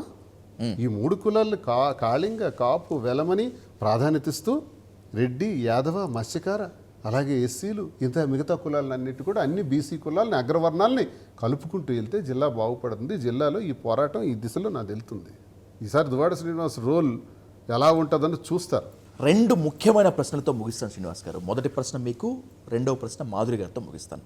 జగన్మోహన్ రెడ్డి గారు ఇంకా వైసీపీలోకి మిమ్మల్ని ఆహ్వానిస్తారు అనేటువంటి నమ్మకం మీకుందా? ఒకవేళ గనక ఇది నమ్మకమే అయితే అతి విశ్వాసమని ఎందుకు అనుకోకూడదు? ఒకవేళ గనక ఆయన గనక ఓకే చెప్పకపోతే ఏ పార్టీ వైపు వెళ్ళే ఛాన్స్ ఉంది? జగన్మోహన్ రెడ్డి గారికి నాకు మానసికమైనటువంటి కలయిక. మానసికంగా నేను అతను చాలా ఇష్టపడతాను, చాలా ప్రేమిస్తాను, గౌరవిస్తాను, అభిమానిస్తాను, ఆరాధిస్తాను. ఇది మమ్మల్ని ఎవరు విడదీయలేరు. ఇది దాటితే ఇక పార్టీ విషయానికి వచ్చేటప్పటికి కొన్ని ఇబ్బందుల వల్ల, కొన్ని సమస్యల వల్ల జిల్లాలో ఉండేటువంటి, ఇప్పుడు నేను ఇంత గట్టిగా మాట్లాడుతున్నాను కదా, ఇది పెద్ద సవాల్ అయిపోద్ది. ఇది పెద్ద ఇబ్బందికరమైన పరిస్థితి అవుతుంది. ఇలాంటి వ్యక్తిని తీసుకుంటే మేమందరం బయటకు పోతామని ఆళ్ళనొచ్చు. ఆళ్ళనే పరిస్థితిలో జగన్మోహన్ రెడ్డి గారికి నన్ను సస్పెన్షన్ లిఫ్ట్ చేయలేని పరిస్థితి కూడా రావచ్చు. వచ్చే పరిస్థితి వస్తే ఆయన బాగుండాలి తప్ప నేనే అవసరమైతే 4 మెట్లు దిగిపోయి నేను ఉంటాను. వాళ్ళని మాత్రం పార్టీ నుంచి పోనివ్వకుండా వాళ్ళ పార్టీకి పనిచేసేటట్టు అవసరమైతే నేను తగ్గిపోతాను. వైసీపీలో సస్పెన్షన్ ఎత్తేయలేదు, వైసీపీకి రమ్మని పిలవలేదు. ఇది జరగకపోగా నువ్వు ఇండిపెండెంట్గా కంటెస్ట్ చేయొద్దు సీనన్న, పార్టీకి కష్టపడు, సైలెంట్గా ఉండు అని జగన్మోహన్ రెడ్డి గారు గనక అంటే, జగన్మోహన్ రెడ్డి గారు ఆ మాట అంటే ఇంకంతకన్నా గొప్ప విషయం ఏముంటుంది? జగన్మోహన్ రెడ్డి గారు ఆ మాట అనేటప్పుడు తప్పకుండా అది పాటించవలసి వస్తుంది. రెంటికి చెడ్డ రేవడిలాగా అవుతారేమో. జగన్మోహన్ రెడ్డి గారు ఆ మాట అనేటప్పుడు నాకు కూడా ఒకటి ఉంటుంది కదా, అన్నా నేను ఫైట్ చేస్తున్నది ఇప్పుడు మీతో చెప్పినట్టే, నేనేదో నా కోసం కాదన్నా, మా జిల్లాలో ఈరోజు రాజకీయంగా నడట్లేదు, కులాల మధ్య చిచ్చు నడుస్తుంది, దాన్ని కాపాడాలన్నా, దాన్ని బ్రతికించాలన్నా, దాన్ని బాగు చేయాలన్నా నువ్వే ఉన్నావన్నా, నిన్ను నమ్ముకొని ఇంతమంది ఉన్నావన్నా, ఆ ఇద్దరు కోసం ఎందుకన్నా నాశనం చేయాలి? ఆ ఇద్దరు తెగిపోయిన టికెట్లన్నా వాళ్ళని పక్కన పెట్టేసి కొత్త వాళ్ళని తెచ్చుకుందామన్నా నా వాదన నేను చెప్తాను. అన్నకి చెప్తాను, వినిపిస్తాను, కన్విన్స్ చేస్తాను, ఆయన చేత మంచి జరిగేటట్టే ప్లాన్ చేస్తాను. నేను ఐఎమ్ నాట్ దేనేటి ఫూల్ కాదు కదా, చిన్నపిల్లోని కాదు కదా, నాకు చాలా ఎక్స్పీరియన్స్ ఉంది. ఆ ఎక్స్పీరియన్స్లో అన్నకి నేను ఎందుకు చెప్పి కన్విన్స్ చేయలేను? నేను కన్విన్స్ చేస్తాను, ఫైట్ చేస్తాను, అన్నతోనే పని చేసేటట్టు చూసుకుంటాం. ఇన్ కేస్ కాలేదనుకోండి, ఆఖరికి మీకు వస్తున్నాయి ఏంటంటే ఇన్ కేసు ఇవేవి పొసగలేదు అనుకో అవును. ఇండిపెండెంట్గా పోటీ చేస్తాం. దీన్ని మాత్రం అసలు మార్చుకోరా? నేనే కాదు, ప్రతి నియోజకవర్గంలో ఒక క్యాండిడేట్ ఉంటాడు. మీరు కోరుకుంటున్నారా, లేకపోతే కనుక మీ కులస్తులు మీ ఓటర్లు కోరుకుంటున్నారా ఖచ్చితంగా మీరు ఇండిపెండెంట్గానే కంటెస్ట్ చేయాల్సిందేనని? కులస్తులే కోరుకోకపోతే నన్ను మోసుకుని ఎందుకు వెళ్తారు? నన్ను మోసుకొని సభాస్థల వరకు తీసుకెళ్లటంలో ఏమిటి అర్థం? వాళ్ళ బాధ, వాళ్ళ వ్యధ, వాళ్ళ ఆందోళన, వాళ్ళకి జరుగుతున్నటువంటి గొప్ప ఘోరమైన పరిస్థితులు అందరికీ ట్రాన్స్ఫర్లు చేసి పడేసినారు. టీచర్ నుంచి, ఎంప్లాయీ నుంచి, అటెండర్ నుంచి, కాళింగుల్లో ఉన్న ప్రతి ఒక్కడు కూడా ఈరోజు జిల్లాలో లేడు. ఎక్కడెక్కడో మన్యం జిల్లాలోనే ఎక్కడెక్కడో పనిచేస్తున్నారు, హింసిస్తున్నారు. సామాన్య కార్యకర్తల నుంచి కేసులు పెట్టి జైల్లో పెట్టిస్తున్నారు. కులాల పరంగా వివక్ష చూపెడుతున్నారు. ఈరోజు మీరు టెక్కల్లో కానీ శ్రీకాకుళంలో చూసుకోండి, అటెండర్ దగ్గర నుంచి ఆర్డీఓ వరకు కూడా అన్నీ ఆ కులానికి చెందిన వాళ్ళే. అచ్చెన్నాయుడికి అనుకూలమైన వాళ్ళు, ధర్మాన ప్రసాద్కి అనుకూలమైన వాళ్ళు ఈరోజు జిల్లాలో ఉన్నారు. ఈవెన్ జ్యుడిషియరీలు కూడా సుమారు 6 పీపీలు వాళ్ళిద్దరికి సంబంధించిన వాళ్ళే ఉన్నారు. ఇది ఆవేదన, అన్ని కులాల యొక్క ఆవేదన. ఇది కాళింగులే కాదు, అన్ని కులాల యొక్క ఆవేదన నేను మాట్లాడుతున్నాను. దానికి ప్రజలు స్పందిస్తున్నారు కాబట్టి నా యాక్షన్ ఉంటుంది. కాబట్టి అన్ని నియోజకవర్గాల్లో నా వ్యక్తులు పోటీ చేస్తారు. మొత్తం 10 నియోజకవర్గాల్లో కూడా క్యాండిడేట్స్ ఉంటారు. మీరు ఎదుర్కొన్న ట్రోలింగ్, మీరు పడ్డ బూతులు ఈ మధ్యకాలంలో ఎవరూ పడలేదు. మీరు ఎన్ని రాళ్ళు విసురుతారో విసరండి, ఆ రాళ్లతో నేను కోట కట్టుకుంటాను అనేటువంటి ఒక మెటాఫర్ సాక్షిగా మీరు రైజ్ అయ్యారు. బిగ్ బాస్ వరకు వెళ్ళారు మాధురి గారు. ఇది ఒక రకంగా ఇన్స్పిరేషనే and by the same way ఛాలెంజే. ఏంటి మాధురి గారి ఫ్యూచర్ స్కెచ్ అంటే పొలిటికలే అంటున్నారు చాలామంది. వాళ్ళు వీళ్ళు అంటున్నారని కాదు, కానీ రాజకీయాల్లోకి వచ్చే అవకాశం ఉందా, వస్తారా? ఒకవేళ గనక వస్తే ఏంటి మీ ఫ్యూచర్ టార్గెట్ ఏంటి అసలు? అదే ఫ్యూచర్ పొలిటికల్గా కదా. అంటే ఏంటి, ఏం చేద్దామని? అంటే ఇప్పుడు శ్రీనివాస్ గారు రేపు మంచి పొజిషన్లోకి వెళ్తే ఆయనతో పాటే ఉండటమా, లేకపోతే ఆయన ఒక పవర్ సెంటర్గా మాత్రమే కాకుండా మీరు ఇంకొక పవర్ సెంటర్గా తయారవటమా? అంటే మీరు కూడా ఒక పొజిషన్లోకి రావాలనుకోవటమా? టు బి ఫ్రాంక్ అలాంటి ఆలోచనలు ఏమీ లేవు. మా ఆయన మంచి ఒక పొలిటీషియన్గా, ఒక ఎమ్మెల్యేగా గెలవాలి అంతే, అంతకుమించి నాకు ఇంకేం కోరుకోలేదు. మీ విషయం? నేను మంచి బిజినెస్ ఉమెన్, మంచి బిజినెస్ ఎంటర్‌ప్రెన్యూర్. ఇది ఆల్రెడీ సక్సెస్ఫుల్ గా ఉంది.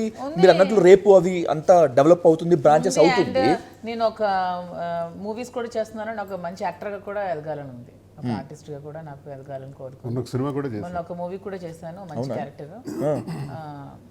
ఎక్కడ ఈ న్యూస్ వచ్చినట్లేదు, మీరు షేర్ చేసుకోలేదా? మీకే ఫోటో రిలీజ్ చేయాలి అంతేనా? ఫస్ట్ మీకు రిలీజ్ చేస్తాం. Great, thank you so much. గైరమ్మత్త అని ఒక క్యారెక్టర్, మంచి క్యారెక్టర్ చేశాను. ఓహో, అలాగా మంచి మంచి క్యారెక్టర్స్ చేయాలని ఉంది, మంచిగా బిజినెస్ ఎంటర్‌ప్రెన్యూర్గా ఎదగాలని ఉంది, ప్రజాసేవలో ఉండాలని ఉంది.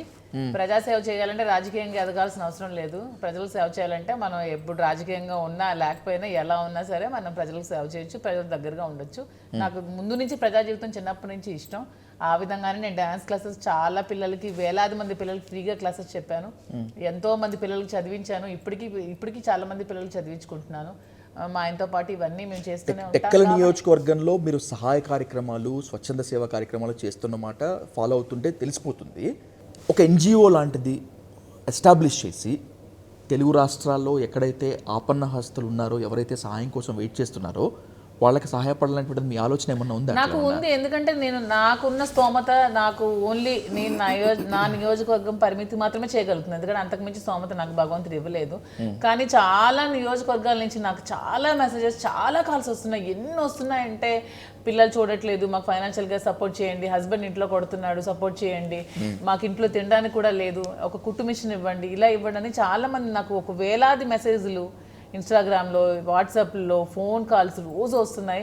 నేను అంత సేవ చేయలేకపోతున్నాను. నిజంగా నాకు అలాంటి ఎన్జిఓస్ పెట్టి అందరికీ సేవ చేయాలన్న ఆలోచన అయితే నాకు. ఎకనామికల్గా ఇప్పుడు బాగున్నారు, రాబోయే రోజుల్లో మీ వ్యాపారాలు అభివృద్ధి చెంది ఎకనామికల్గా ఇంకా ఎస్టాబ్లిష్ అయితే ఇవి కార్యరూపం దాలుస్తాయా?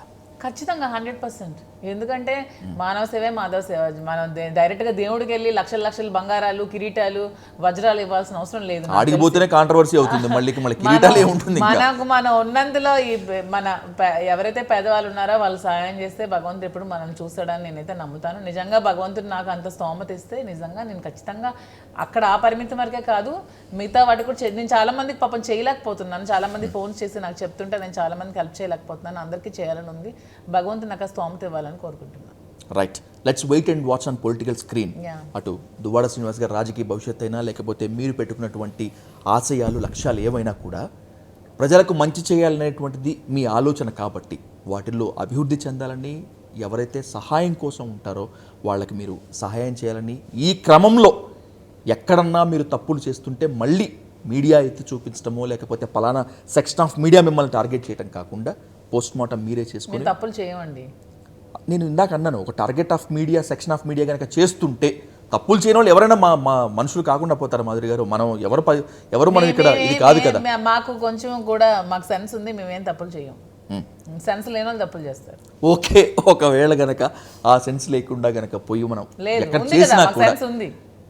ఉంది. రైట్, ఖచ్చితంగా సక్సెస్ అవ్వాలని, సమాజానికి ఉపయోగపడాలని మనస్ఫూర్తిగా కోరుకుంటూ thank you so much. Thank you sir. Thank you so much.